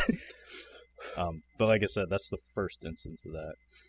He says he mocks the accountant on IMDb. It says he mocks the accountant asking if he thinks he's Anubis, to which the accountant shrugs. That would be the second instance. And then the third one was a character I didn't recognize, which was Wotan. I don't know. I thought he said Loki. Lopan. Lopan. I thought he said Loki. But yeah, so Anubis was the one in charge of deciding whether his soul belonged to heaven or hell. Okay. Well, anyway, I think this is when we're introduced to the chief of police. The captain, Tom Atkins. Yeah. Who looks... I saw him, I'm like, he looks like Stan Lee. He looks like Stan Lee in every single one of his cameos. He kind of talks like him, too. Yeah. It's weird. I really like Tom Atkins. He's, if you don't remember him, he's the lead in Halloween 3, Season of the Witch. The one that doesn't have Michael Myers. Yeah, I remember that one. And also in another movie that I put on our to-watch list that I'd like you to watch is Night of the Creeps. I really love that movie. He's also in Lethal Weapon 1. That's what I knew him from. Yes, he is. He's the father of the girl that jumps from the building at the beginning. But yeah, he's always welcome. So it was really cool to see him show up. I was like, whoa! Like, it was funny too because the way he's introduced in this movie is one of the cops on the crime scene at the hotel is like, "I'm sorry, sir, you can't be here. This is a crime scene," because he's in like casual clothes. Like, Mhm. he looks like he's going to go fishing or something. And I was like, even through the giant sunglasses, I was like, that's Tom Atkins. Fuck yes. Yeah. He's supposed to gonna be there. Important. Yeah. And then another person who, unfortunately, I don't know this gentleman's name, but he has ruddy complexion and has like Michael Ironside's haircut. He was from the Tom Jane Punisher movie. Remember when he goes to the money laundering office? And he's like stealing all their money, and then there's the two guys in the building lobby that he has the Mexican standoff with. He's one of those. Yeah, guys. I know you're talking about. About. He has a distinct look about him. Yeah, he looks like a goon. Yeah. So Tom Atkins is on the case. Now that some cops have been murdered, he has all the cops chasing Nick Cage as well. So we got a bunch of cops, some cultists, and William Fichtner all chasing Nick Cage. Yes. And then, of course, no wannabe grindhouse movie would be complete without stoners. Oh, God.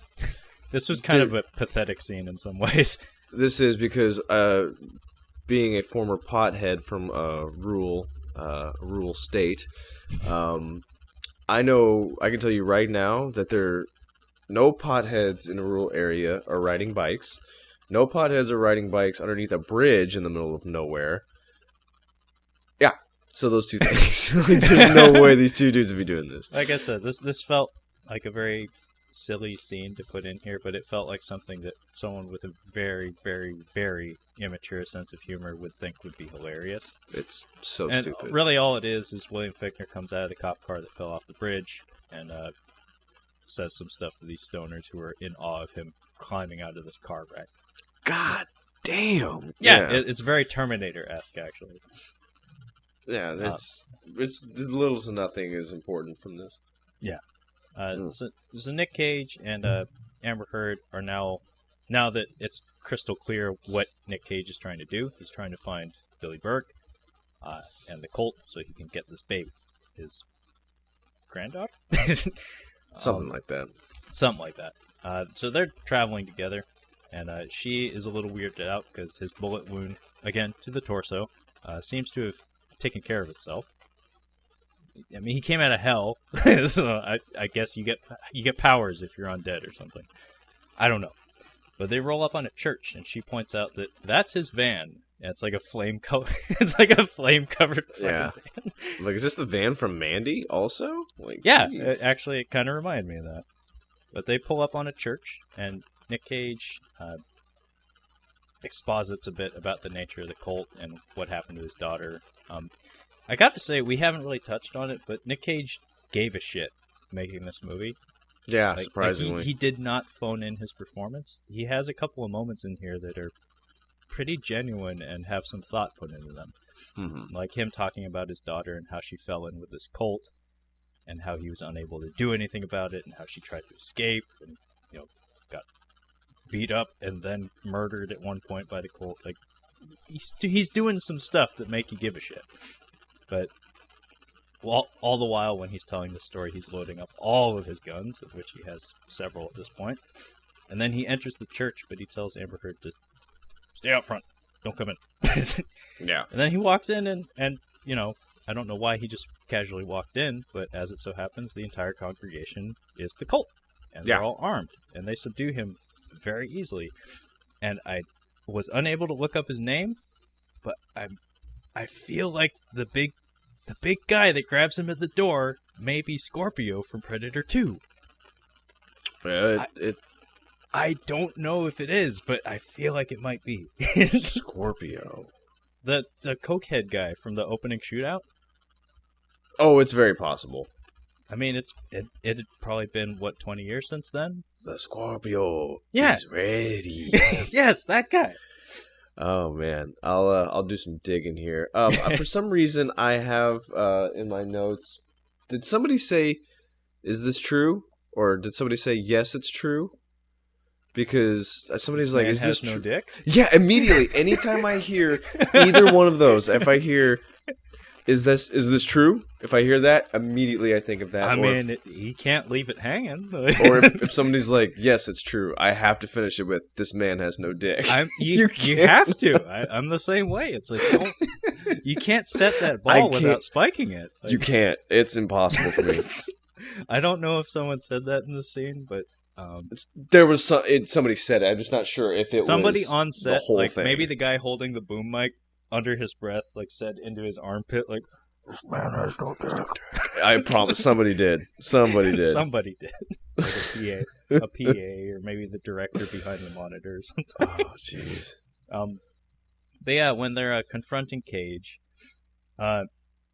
we get this pretty cool exchange, and again, this is actually one of the better scenes Nick Cage has in this movie, where he's staring down Jonah King, Billy Burke, and he's kind of alluding to the fact that while he was in hell, he doesn't actually say this, but basically he says that what happened to my daughter, I'm entirely in the know about. I saw every moment of it, and I know that she did something bad to your man business. But you didn't tell all your cult buddies. So during this scene, he's basically threatening Billy Burke's like dominion, I guess. And at one point, he points out that the redneck fellow with the leather jacket was present during the murder of his daughter, and very promptly, Billy Burke just shoots the guy in the fucking face. Yeah, like not a thought about it. He's just like, well. We can't have him telling everybody that my dick got bit off. That's what it was. It was like, is this true? That's what it was. I think that's what did it. In this case, very likely true. Billy Burke has, I think, my least favorite piece of facial hair, which is the little soul patch right underneath the lip. I hate it. I hate it so much. Would you call that the Everclear or the Smash Mouth? I would say the Smash Mouth, because Everclear is a better band. They quit while they were ahead, as far as I know. Do you remember Eli Roth in Cabin Fever when he shows up in that movie? Dr. Bongo? Oh my god. That he's got the sideburns, he's got the soul patch there. Oh my god. I mean, I gotta give it to him. Yeah, he's a professor of being a dog. Like, Dr. Bongo. Yeah. Man. No, the soul patch is, yeah, it's not good. Pretty gross. Yeah. I hate it. I asked my girlfriend, I'm like, what would you rather do? What would you rather have, the soul patch or the pencil thin mustache on top of the lip? And she said the soul patch. I'm like, really? You're going soul patch over pencil thin? I'm like, wow. Because I mean, John Waters has had that pencil thin up above the lip for years, and like, I mean, it looks okay, I suppose. Oof. I don't know. That's a tough call. But anyway, Billy Burke has I think it's a Colt single action army. It's a pretty awesome revolver. He shoots his buddy, the redneck, and then very promptly shoots Nick Cage in the eyeball, which, as I had mentioned on last week's episode on Season of the Witch, is apparently half of the reason Nick Cage agreed to do this movie. Yep, he just wanted to do a movie where he got his eye taken out. So he got his wish. Yeah. So he drops like a fucking sack of potatoes. Jonah King and all of his cultist buddies, they rally together, they gather up Amber Heard, take her off into an RV. The police have themselves an RV. An RV? And it's at this point that he actually tells Nick Cage, who is lying on the ground, at this point presumably dead, of course we know he's not, he tells him that this cane that I walk around with is made of your daughter's femur. That's pretty fucking twisted. Fucking dark, dude. Yeah. But then, very shortly thereafter, Nick Cage wakes up and goes Terminator on everybody that's still in the church. Yeah. He starts shooting people. He does a cool, like, John Woo-esque, like, under the armpit shot with a pistol. I like this gunfight. This was... I like his demeanor during all the action scenes, where it's like he never looks like he's trying too hard to do anything. No. And it does take does take some acting ability to pull that off, to be handling guns and looking very comfortable while you're doing it. Well, here's one of the problems I have with the movie was that I don't remember being explained why he's so good at this, like why he has these powers, and then two, we'll find out that why Billy Burke has his powers the whole time. I don't think Billy Burke has powers. He does at the end when he's dispatched from this Earth. He has like a full-on like Shang Tsung like. I don't think he has powers. I think he thinks he has powers, being as he's a cult leader. But Nick Cage, I mean, our opening narration, Kyle, told us that he was a badass motherfucker. Yeah, but that badass motherfucker, Kyle. That doesn't do anything. It means you have Steven Seagal powers, where you're great at everything, and can kill many, many people without being harmed. And you can teach people how to hand wave away racism by slapping people on the hands.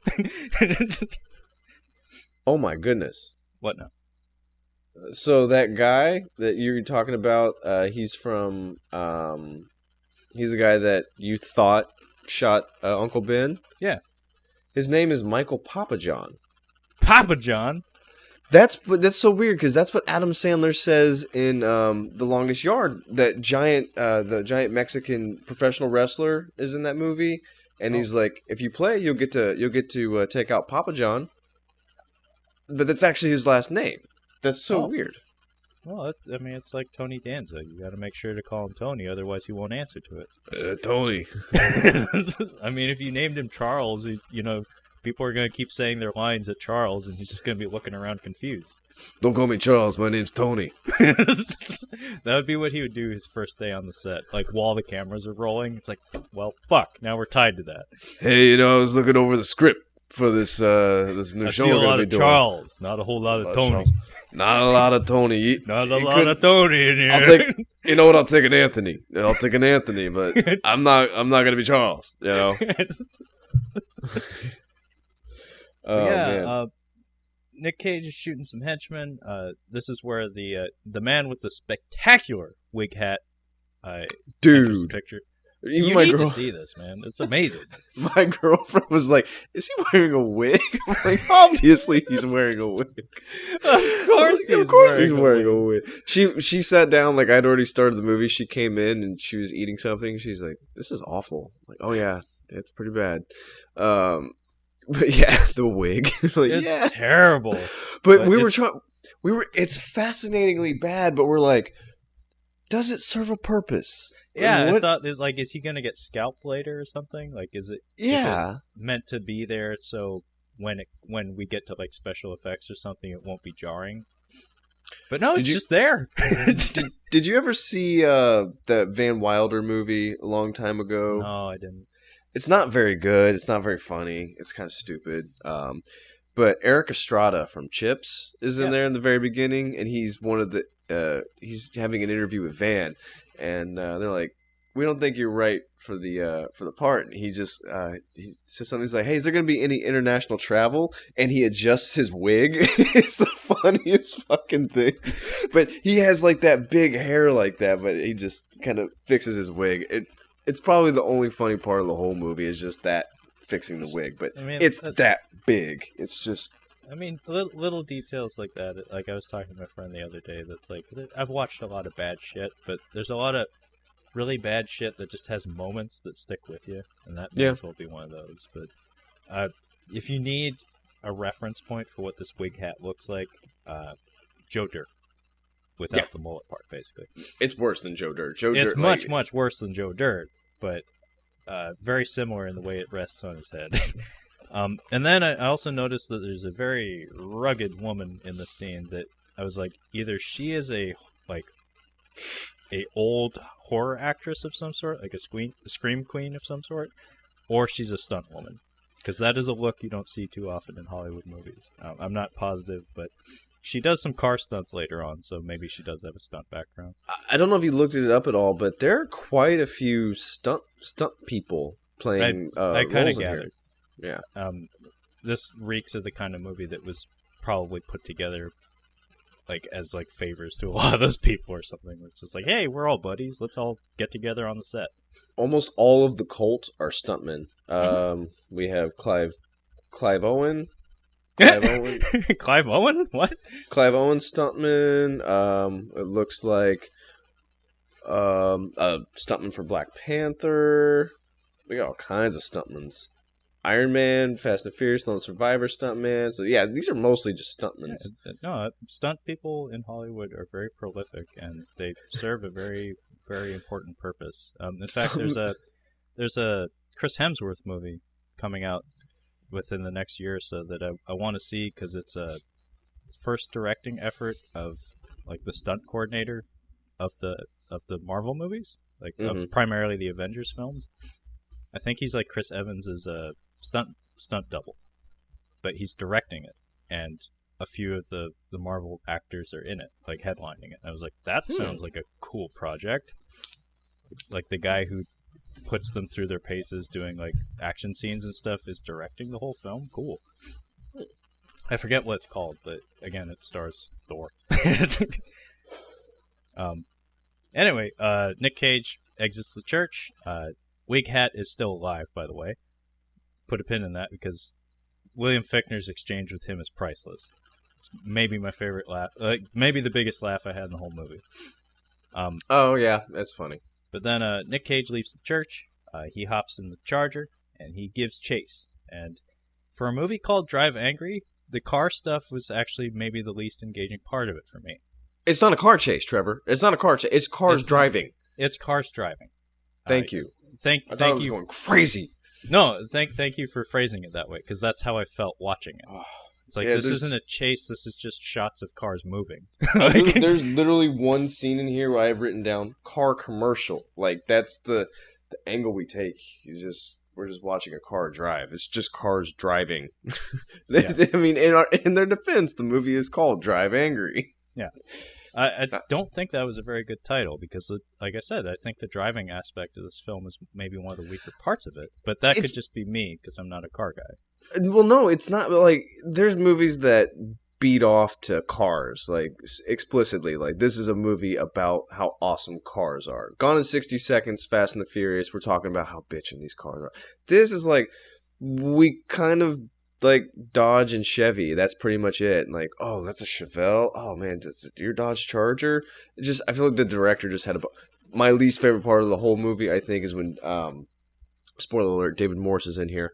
When he pulls the tarps off there. Oh god, I don't like cars. I don't like cars. So like when the movie is centered around cars, it does little to almost nothing. It does nothing for me, actually. Sorry. I mean, in wrestling parlance, I don't pop for cars.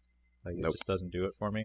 I had a similar reaction where I was like, this whole movie has been cheesy, but now we're getting really cheesy. Where it's like, oh, we have his and hers muscle cars now? But that's the thing. Like, the movie isn't even really about cars, and then you're throwing in the muscle cars. There's a way to do movies about awesome cars. I think Gone in 60 Seconds is probably the best example. Because they're just beating. That's pretty good. And the Fast and Furious movies, from an aesthetic standpoint, they do a very good job of making that shit look really good. Mm-hmm. Like, even if you don't understand why it's cool, like, just the way it's presented to you, it's like combination of lighting and engine sounds and stuff like that, and lots of scantily clad ladies and stuff surrounding all the vehicles. It's like, okay, that does look pretty cool.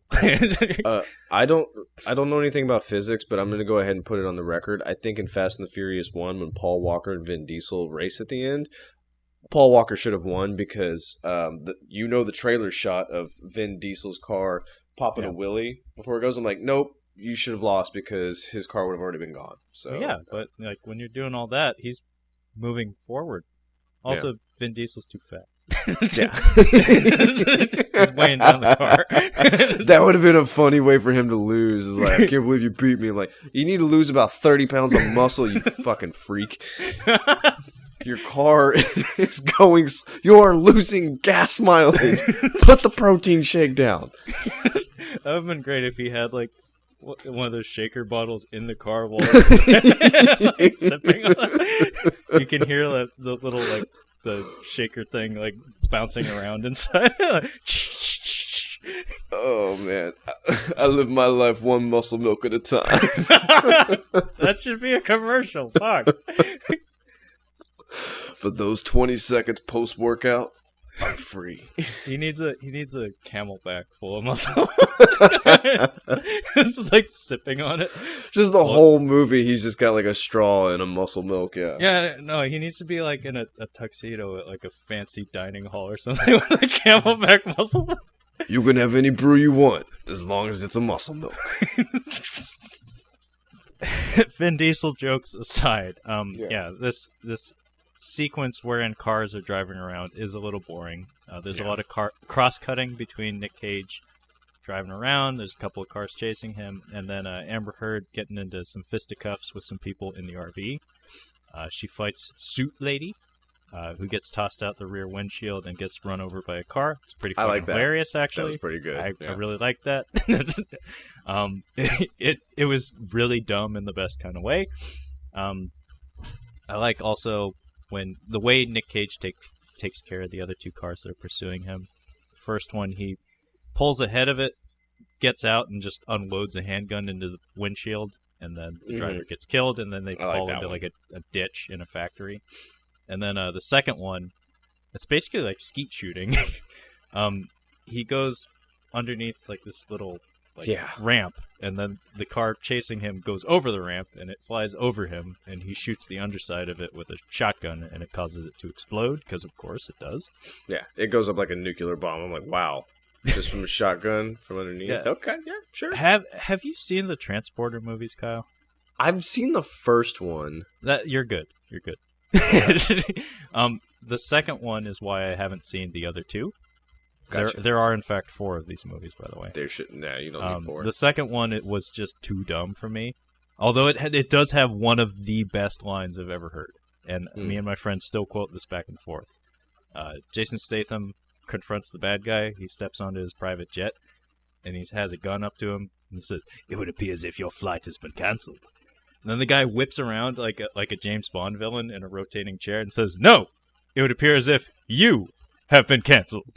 And then they fight. It's pretty bad. That's pretty bad. There's a gag wherein Jason Statham in the second one has a bomb on the underside of his car, and the way he gets rid of it is he drives real fast, he goes off a ramp, and then there's a crane with a hook, and he flips his car in midair, so the crane snatches the bomb from under his car, then he continues to flip the car, he sticks the landing, and then the bomb goes off on the crane. Is maybe the dumbest fucking thing I've ever seen. If you're in the mood for a funny movie, and I know you're not a huge comedy person, but Spy with Melissa McCarthy. I've heard that's very fun. It's very fun, but Jason Statham is fucking hilarious in there. That makes me happy. He steals it for me. Like he's so funny. Goddamn charming. He's so funny in there. Oh, he's an idiot in that movie. It's very good. I mean, I'm sure he does that very well because he does actually have a decent, like, self-deprecating, like, sense of humor if you let him. Like, yeah, it's very rare because he's too handsome and charming. So it's like, no, you're cool. Just be cool. It's like I do other things. Goddamn. I enjoyed the movie. It was pretty funny. I like it. I might actually watch that at some point because I have heard it's a lot of fun.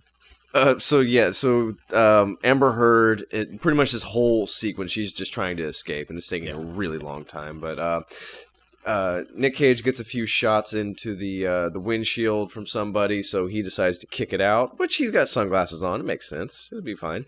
But Amber Heard doesn't know that the windshield is out, but she still decides to jump out the back of the Winnebago and onto Nick Cage's car. And they manage to get away, but not before Billy Burke shoots some holes into the hood and basically makes the car break down. And how does he get? What's his getting away move? Is it just like a? He doesn't do the Castor Troy, if that's what you're picturing. He does something. I can't remember what it is, but yeah. So they break down on the side of the road, and they have, I think, a little bit of a heated exchange here. I don't know what. But he says we have to get the car off the road, and I'm like, why? Why do they need to get the car off the road? And he said they'll be looking for like you've killed you've killed like 3 people and I'm wanted, so we got to get this car off.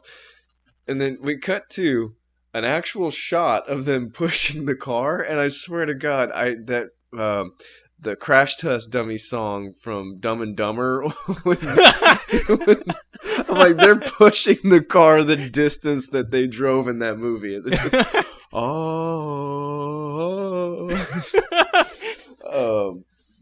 yeah, they're pushing the car, and a tow truck comes up before long.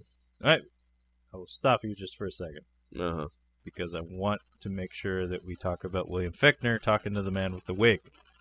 Oh, yeah. So William Fichtner is on their tail, and he shows up at the church, and he has like a LaCroix or something, and he comes into the church all jolly, talking about how it's like, oh, it's a scorcher out there. Yeah. And this poor guy with the wig has had both of his kneecaps blown the fuck out, Yeah. and he's just like in agony, dying alone in the church. And then William Fichtner points out that like the cult that this guy thinks he belongs to, like, so he has a pentagram tattoo, by the way, which all the cultists in this film all have. the cultists have that stupid tattoo. Yeah. William Fichtner very like mockingly like points out that's like, oh, you know, I don't think Satan's ever heard of that one. So it's like he knows the devil, and he knows that these guys are full of shit and Idiots, don't know what they're doing. But the line that made me laugh very hard was when he approaches the man with the wig hat, who, again, laying on the ground with both of his kneecaps blown out. William Fichtner looks down and says, whoa, those are fucked. Yeah. It is a pretty good line. I was like, ah, man, that's fucking great. But yeah, this is, we cut back to Cage and Amber, and this is where David Morse shows up, who was in The Rock with Nick Cage. Correct. Although I don't believe they ever shared the screen in that film. If they did, it might have been for like a split. It was like for a minute. I don't think they do. I think you're right. I don't think they do. Because remember, Candyman and there's guy a from mutiny. Friends or whatever, the other bad guy.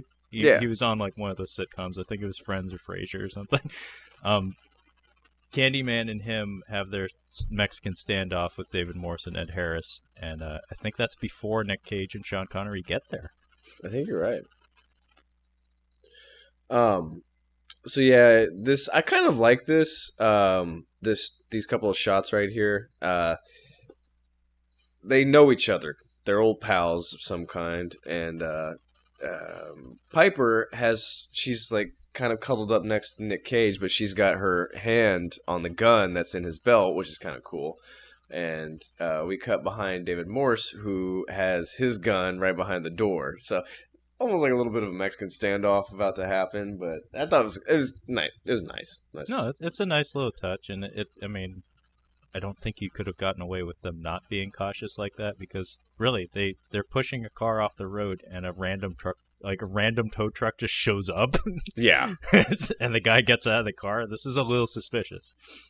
By the way, Nick Cage at this point is wearing a bandana over his eye that Amber heard tied over.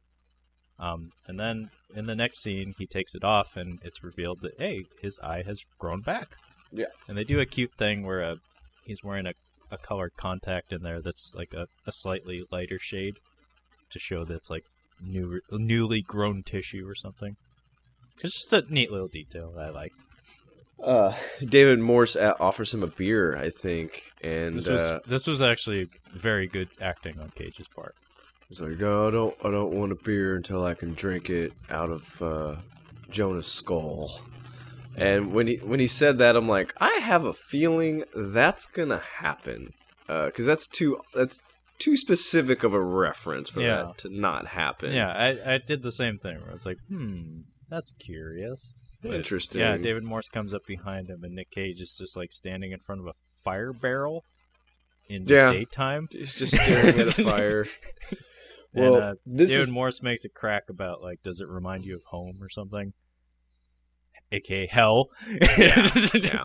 And Nick Cage nearly gets a tear out it's pretty. Again, he's trying. Like, he's actually putting on a fucking performance, and he makes mention that, like, the fire in hell ain't so bad. It's the video. He actually calls it a video feed of all the bad things happening to all the people you care about on Earth, and he says he can never turn it off. And you can see on his face that's like all the bad shit with the cult and stuff that happened to his daughter. Yeah, didn't sit very well with him. But yeah, he says, I'll wait for the beer. Yeah, David Morse is doing pretty much Basil exposition. That's pretty much what he's there for. As soon as he go, like, it's like, what is it? Blade, basically. I felt like a Blade moment where it's like, what's wrong? Very similar to Blade. He even has a leg brace. Yeah, he's got a leg. Christopherson, yeah. Like brace, he's just like in the distance talking. I think there's double exposition there. Yeah, because she gets the exposition from Chris Christopherson, and then she gets the exposition from Blade. Cancer. But yeah, we find out that cult leader we find out the story basically. Yeah. Nick Cage estranged himself from his family somehow to protect them, and ended up getting shot for it. So now they have to go find him. Now they have to go look for him, but not before we get a slide guitar introduction to Chevelle. Yeah, this was the sequence that Kyle had mentioned that made me roll my eyes too. Oh gosh. David Morse just happens to have two fully restored muscle cars in his garage that he's willing to part with, for no fee or anything. I'm gonna quote my friend Eric. Get fucked, okay? So yeah, Fichtner. I have let's see here. Oh, this is the roadblock. So they're en route, and they're being chased by cops, if I'm not mistaken. But little do they know that they're going to, would you say an ambush, or just they're going to go into a roadblock, basically. It's an ambush. And so Tom Atkins is there, and he's talking about how. So, by the way, these people that we're going to have roll up on us in a minute here, they killed some of our own, meaning some of our fellow cops, and I'm going to tell you to shoot out their tires. And just so we're all clear, when I say shoot out their tires, I mean shoot them in the head. Are we all clear on that? And everybody's like, yeah, we're pretty clear. So he's all like, okay then. Shoot them in the tires. Shoot out their tires. It's pretty fucking great. Enter William Fichtner in a very Terminator-esque hydrogen truck. And we get a diegetic, that's the way I like it. Oh, yeah. I hate the soundtrack. I hate the choice of music in this movie. It's so bad. I liked his reaction to it because he looked like he was having a grand old time. Yeah, so William Fichtner was looking at Katie Mixon's boobs earlier, and he's singing in the car. I don't think he gets to enjoy himself in hell, so I think he's kind of enjoying his vacation a bit. I can see that. He's having fun. That's why he's taking. Maybe that's why he's taking longer to do this, because he's got to enjoy himself while he's up on Earth. I mean, by the time we get to the end, we can tell that they have some sort of arrangement. So yeah, I wouldn't be surprised. But yeah, his entrance in the scene is pretty amazing because he comes up behind the roadblock in a hydrogen truck, and he smashes it through a bunch of the cars, and then he very casually turns it sideways and it starts sliding, and he steps out the door onto the roof of a nearby cop car and lets the truck continue rolling. And all the while, that's the way I like it is playing. It's a cute little scene. The special effects aren't very good, but the energy is up, and I enjoyed it. Especially Tom Atkins' reaction to all that, because he's just like, I like when Fichtner pulls out the FBI badge trick again, and Atkins has an assault rifle pointed at him, and he's like, no! Fucking no! Goddamn no! There is no fucking way you're an FBI agent. This is silly. He's right. But yeah, and he is right, but he goes with it. So, at this point, now we're kind of confused, because William Fichtner has apparently aided Nick Cage in getting to the cultists. Yeah. this is where I'm like, okay, this is just stupid now. Yeah, Fichtner is he's having a scene here, and he calls out one of the cops. Apparently, one of the cops is a Jonah head. He's got the pentagram on his chest. Not visible to the naked eye, by the way. He No. had to open his shirt. Yeah, he had to rip his shirt open to figure this out. But Yeah, what does he tell Tom Atkins? He basically tells Tom Atkins, like, get off their case. And the reason why he points out the cultist in the crowd is that he wants the cultist to tell Jonah King that Nick Cage is dead. So now he's like completely freeing Nick Cage to do whatever the fuck he wants. So now we're a little confused. Yeah. And at this point, we cut back to Nick Cage and Amber Heard, and they've arrived at Stillwater, which is overgrown and apparently occupied by the cultists. Yeah. And the way I phrased it, they are having a hootenanny. Okay, so the thing about this cult, and I assume with most cults, is there's a sexual edge to it. Yeah. This is the ugliest group of people I've ever seen, and only like one naked lady. Like, I was expecting everybody to be naked, but no, it's just a bunch of truckers and then one naked lady, and honestly, they look like they're in that middle part of NASCAR, like, you know, where you can have your RV. Yeah. You have your RV in the middle. That's what it looks like. It's just those people in the middle with a fire. And they're doing all the weird they have a dancing. Conan tree. Yeah, they do. That's what I was thinking. Yeah, they have a Conan tree. If you don't know what that is, look up Conan the Barbarian and maybe watch type in it. the word tree. Just watch the fucking movie. Just watch the movie. So yeah, the point of them, so they've got the baby, and they're basically sacrificing the baby is going to bring hell on earth. But first, Piper gets taken by William Fichtner, and Nick Cage, follows to find out what's happening. Yeah. We have an exchange of dialogue here where William Fichtner is basically saying that, like, I don't really want to stop you. I am going to take you back, but I'm not really out here to stop you from doing what it is you want to do, meaning kill the cult and save the baby. I think, like, a little bit later he actually mentions that, like, sacrifices actually don't do anything for the devil. It actually, like, maybe upsets him a little bit because it hurts his image. So William Fichtner has a very low opinion of these cultists. Yeah. But he does have Amber Heard hostage, and Fichtner does ask that Nick Cage give him the God Killer. He's like, it'd be nice if you didn't try to kill me with, the one thing that actually can kill me. And Cage does in fact comply, and he gives it to him. And they exchange thank yous, I think. Well, I can see why the devil wouldn't like devil worshippers. It makes a lot of sense because you're so dumb. Because what you know of the devil is from the Bible, and you know that the devil was cast out of heaven, and he's in hell. So if you're all boned up for the devil, that means you're gonna go to hell. So how is that good? Yeah, and the people that wrote that book probably don't know much about the other side of things. So I think it's kind of cute that William Fichtner has such a low opinion of them, where he's like, God, you guys are all a bunch of shitheads. Like, like they're dumb. I know, I get it. You're well intentioned, but you're doing it wrong. Yeah.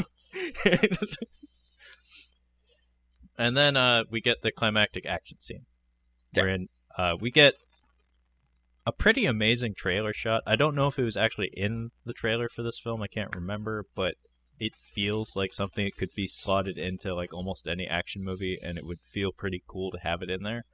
So basically, Stillwater, like it's like a courtyard is where this cult is having their gathering, and it's surrounded by concrete walls. Essentially, Nick Cage drives his Chevelle through the wall, and his car gets set on fire partway through, and then it slams down onto the ground, and it runs over one dude outright, Yeah. And then it decapitates another dude beside him. And it's a flaming muscle car running over some people. It's pretty fucking cool. It reminded me of the original trailer for Machete, where Danny Trejo has the motorcycle with the minigun on it. Because, I mean, that movie started out as a fake trailer. And it's just this amazing shot of Danny Trejo with a fiery explosion behind him on like a Harley with a minigun mounted on it. And he's airborne, and it's Danny Trejo on a motorcycle. It's pretty fucking cool. But yeah, in the ensuing chaos, Cage basically never exits the vehicle. He's just driving around in circles, occasionally stopping to shoot people. And it's a fun little action scene. It's pretty well choreographed. The one sore spot in it, though, is a really, really, really bad green screen when Amber Heard is with William Fichtner in the Watchtower. She manages to snatch the God Killer from him and break off from him, but in that Watchtower, like, it's like a jet black background. It's supposed to be a night sky, but like everybody has this like halo of light around them where it's like, ooh, that's just not good compositing. That's just cheap and ugly. But yeah, I had mentioned that Billy Burke has some good physical acting towards the end of this movie. He does some fun gestures here while Nick Cage is trying to kill him. Or at one point he's kicking over some coolers that they have at the compound. Yeah. Like he gives an eye roll because the first one he opens is just beer. Yeah, that even more so. I'm like, that beer's coming back. Yeah, and then the second cooler though he opens and there's an automatic fucking shotgun in it. There's C4. There's C4 yeah, in they that have one. plastic explosives too. It's like, Jesus. Yeah, They're well equipped. But yeah, have you seen the Nick Cage Wicker Man, by the way? no. Okay, well, he throws a punch towards the end of the sequence that is, I don't know if it's like the Nick Cage punch, but it's basically a shovel jab. Where it's like it comes up from the hip and it smacks you square between the eyes. Oh, okay. He throws some Chuck Norris kicks, and then he does this little shovel jab to Billy Burke, but then he gets shot in the back. But it's like some of the only, thankfully, the last of the physical exchanges in this film, because like we said, punches in this movie just don't look right. Good. Not good. But I think this is where the man who I thought killed Uncle Ben gets shot with the God Killer. So we see what happens when someone gets hit square out, like dead on with the God Killer. He flies backwards because Amber Heard saves Nick Cage from him, and he flies backwards into the RV, which then explodes. And then I think that brings us to the end game, where it's Jonah and Nick Cage. Nick Cage is on the ground, and Nick Cage gets the God Killer. And how would you describe the visuals of when Billy Burke gets shot with the God Killer? It's like a portal opens up. That's what I'm saying. He's like, oh, I'm not so easy to, like, no mortal weapons can kill me. So I'm like, okay, he's some kind of demon thing. So when he gets shot, I don't know how to describe it. It's like it's I don't want to say it's bad, but it's... Well, it is, but that's part of what makes it kind of interesting to look at. Yeah, that's what I'm saying. Like, it's... I don't know how to describe it, honestly. So he gets shot square in the chest. Nick Cage slides across the ground, because as William Fichtner points out, it has quite a kick. And Billy Burke flies up in the air. The bullet passes through him. There's some like magical energy stuff, and then like this vortex opens up in the sky behind him. And I thought for a second, I was like, "Oh God, did he just like open the portal to hell by killing him or something?" Yeah, that's kind of what I was wondering too. But then he gets like electrocuted. We get like a Looney Tunes like X-ray effect, and then his head explodes, and the rest of him evaporates, and then the top half of his skull falls on the ground and does a little twirl. And there's a lot of colors, a lot of noise. It's very strange looking. Very difficult to describe. So I'm actually going through it right now. Oh. I pulled it up. You're rewatching it? So I just pulled up the clip. So here we go. I'm gonna talk us through it. So he's about to shoot him. He shoots Billy, and then we get we get like these weird rings that look like the inscription of Lord of the Rings. Yeah, it looks like runes or something. So now we have runes or something. I don't know if you can see this, but what? He made like a crucifix. Yeah, he's flying up into the sky. A golden crucifix.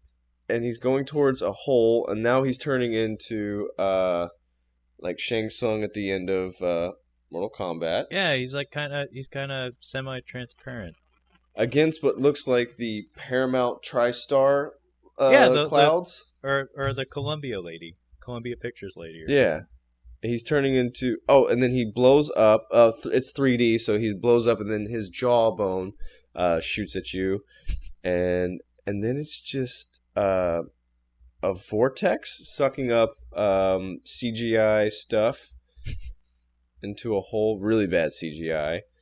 Yeah, it's weird, and then the top half of his skull falls on the ground. Yeah, and at this point, Nick Cage, who has been shot in the back with a shotgun, is laying against a rock, and Amber Heard starts crying over him, and he gives her the baby.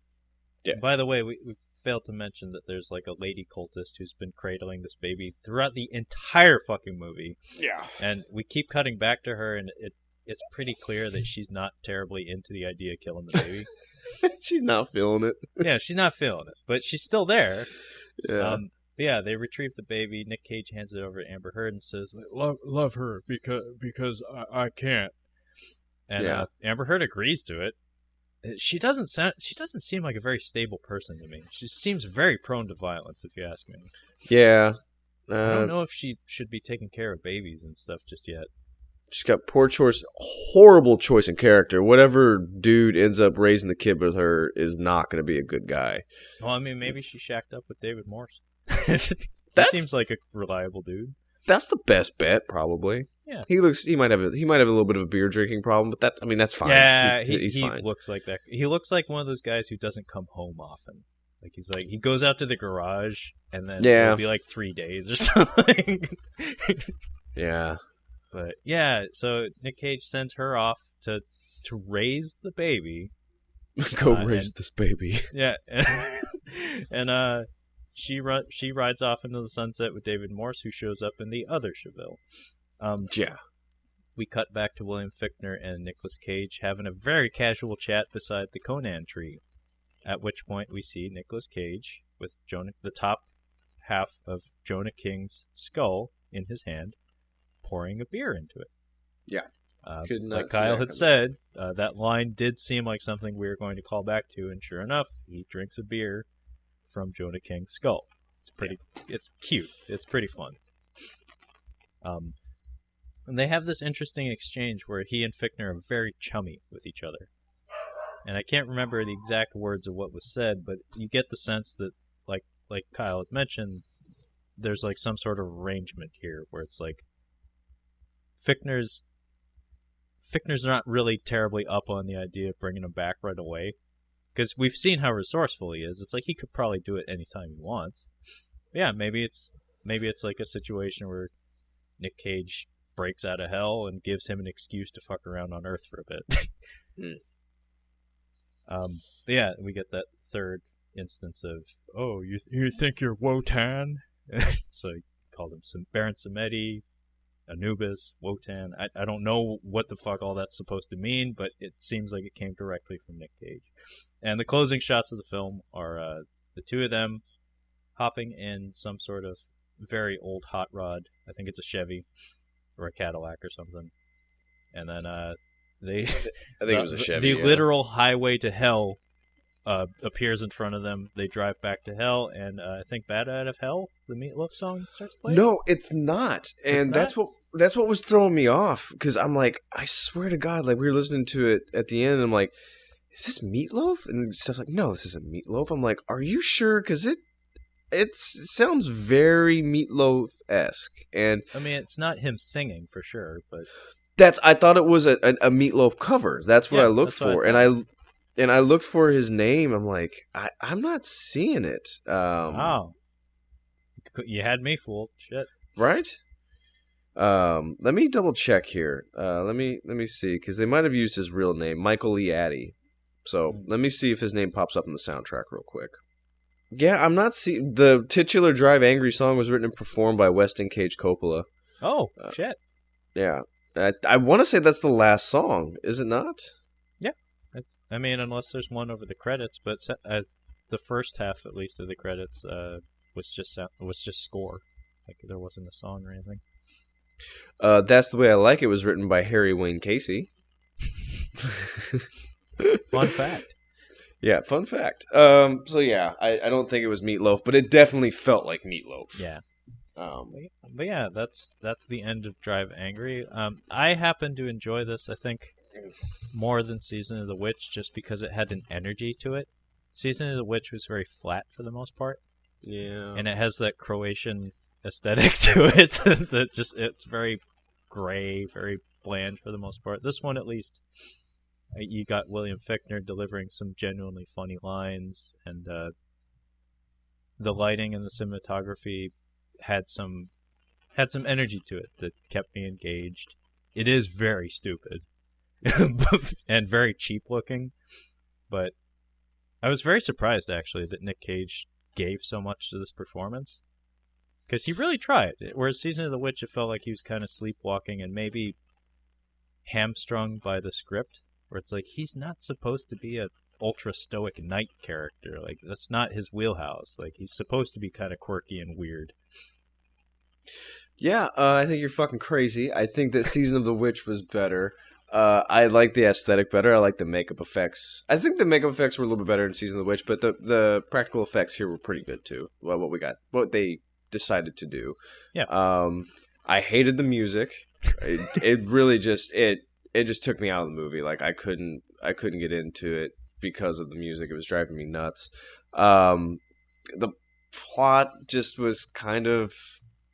It just wasn't straightforward. Like, it was kind of hard to really figure out. Even at the end, I'm like, okay, so now what happened? Yeah, I still don't really know what happened. Yeah. I mean, Season of the Witch, it was a really easy plot. Like, we have to kill the witch because we have to kill the witch. Yeah, yeah, it was just bad. I guess if I would have had... I watched this stone cold sober, so maybe if I had had, like, a glass of wine or a beer or something, this would have been a little bit more enjoyable. But, yeah. I mean, if you like to watch, like, kind of bad movies, it's fun. I'll give you that much. It's got some fun parts in it. Yeah, that's mostly all I was hoping for. It's just a few fun moments, and I got that, so I'm happy with it. But that's the thing about Nick Cage's filmography, is that like he has a lot of stuff I haven't explored, and I mean, I didn't pick this one because I thought it was good. No, that's why I picked Season of the Witch. Yeah, I picked this one because I thought maybe he'd bring something to it, and maybe the premise, like the goofy element to it, would allow him some wiggle room to Cage out. He really didn't in this movie, but he did bring some gravitas to a film that didn't deserve it in a lot of ways, which was unexpected. I think his best goofy movie is National Treasure. Like, that plot is just ridiculous. It's just a stupid concept, but it's a fun movie. Oh, yeah. No, for sure. But I think for all of catching up on Cage month, I think Bad Lieutenant wins. Yeah, for easily. me anyway. Easily. Yeah, Bad Lieutenant was definitely the front runner for all of these. Like, I think that's a legit good movie that if you have any sort of appreciation for like very, very black humor and like off the wall character actors and stuff, like you definitely need to check that out. But on the whole, like I feel catching up on Cage has been a successful experiment. Yeah. In retrospect, I kind of wish I had picked something from earlier in his filmography, because we don't really have early Cage. We didn't really touch early Cage this month. We tried to, and it just didn't. It was a Coen Brothers movie, so it was. Yeah, it didn't work out. I don't think that was a bad idea to take that off the table. I did find some more Nick Cage movies I want to watch. Bringing Out the Dead, which I really, really want to watch. I think it's at the top of my list. You really need to watch The Frozen Ground. Okay. Yeah. I kind of do want to go back. I want to check out Vampire's Kiss. I want to see Leaving Las Vegas. I want to see some of those older Nick Cage movies. Leaving Las Vegas is very high on my list because I think that was the one that got him the Oscar. I think it is, yeah. But yeah, maybe we'll have to do Catching Up on Cage 2 at some point. Well, Cage harder. I definitely want to get some a Seagal month here before long. I think that'd be a lot of fun. So next month, should we say what we're going to be doing for the month of March? Yeah, have at it. Go for it. Kind of a big month. So we were throwing around ideas like, what are we going to do for March? Like, what kind of theme are we going to go with? Because we have enough movies on the back burner to like just have each other watch. We're like, well, what's happening in March? St. Patrick's Day. It's pretty much the only thing. March is just kind of that idle month where not really winter anymore. It's not spring. It just sucks. So we're going to be doing an evening with Troy Duffy, and we're going to be catching up on a couple of Irish films. I believe you chose The Big Man. The Big Man, which would be next week. It's not technically an Irish film, but it has a lot of Irish actors in it. So, I'm counting it. Fuck you. And then I chose The Hallow, which is an Irish. Are we doing The Hallow? Is that what it was? Yeah, that's the one you picked. It's an Irish film with mostly an Irish cast or UK cast. Sci-fi-ish horror thriller kind of movie. I had fun watching it. And then, like I said, an evening with Troy Duffy. We're going to be covering all things Troy Duffy. The entire filmography of Troy Duffy. Yes, the Boondock Saints, Overnight, which is the documentary about how big of a piece of shit Troy Duffy is. And then probably one of the worst, it's probably one of the most enjoyable bad movies. It's just all around bad. Boondock Saints 2. It's pretty horrible. Yeah, Kyle has been trying to get me to watch Boondock Saints 2 for a very long time. So this will be my first time watching it. And this will be my first time heading back into Troy Duffy's neighborhood in many years. I'm very excited to check out Overnight in particular. But we'll see how Boondock Saints 2 goes. Fuck. Overnight's better than both of those movies. Yeah, but I think it's important that we tackle them in chronological order. I agree. So we get Boondock Saints, and then we get the documentary about the man who made Boondock Saints and what happened to him after he made that. And then we get Boondock Saints 2 to show us where he ended up after that. Honestly, after you watch Overnight, I seriously think you should watch Overnight first and then go back and watch the first Boondock Saints, because after watching Overnight, it's kind of amazing how there's a coherent movie out of it. How did he do that? I don't know how he did it. It's amazing. If you just go into watching the Boondock Saints, you're like, that was okay. If you watch the documentary, I'm like, this guy's, I don't know how he did it. It's brilliant. How did that piece of shit make this? Maybe that's what he didn't realize is like, I'm the best ever. Like, no, dude, you're just awesome for a bartender. Like, they were just shocked you were able to pull that off. Yeah. But anyway, that's all for Nick Cage this month. Yeah. Thank you for joining us as we caught up on Cage. Perhaps we'll do it again next time. On that note, take care, and we'll catch you next time. That's high praise.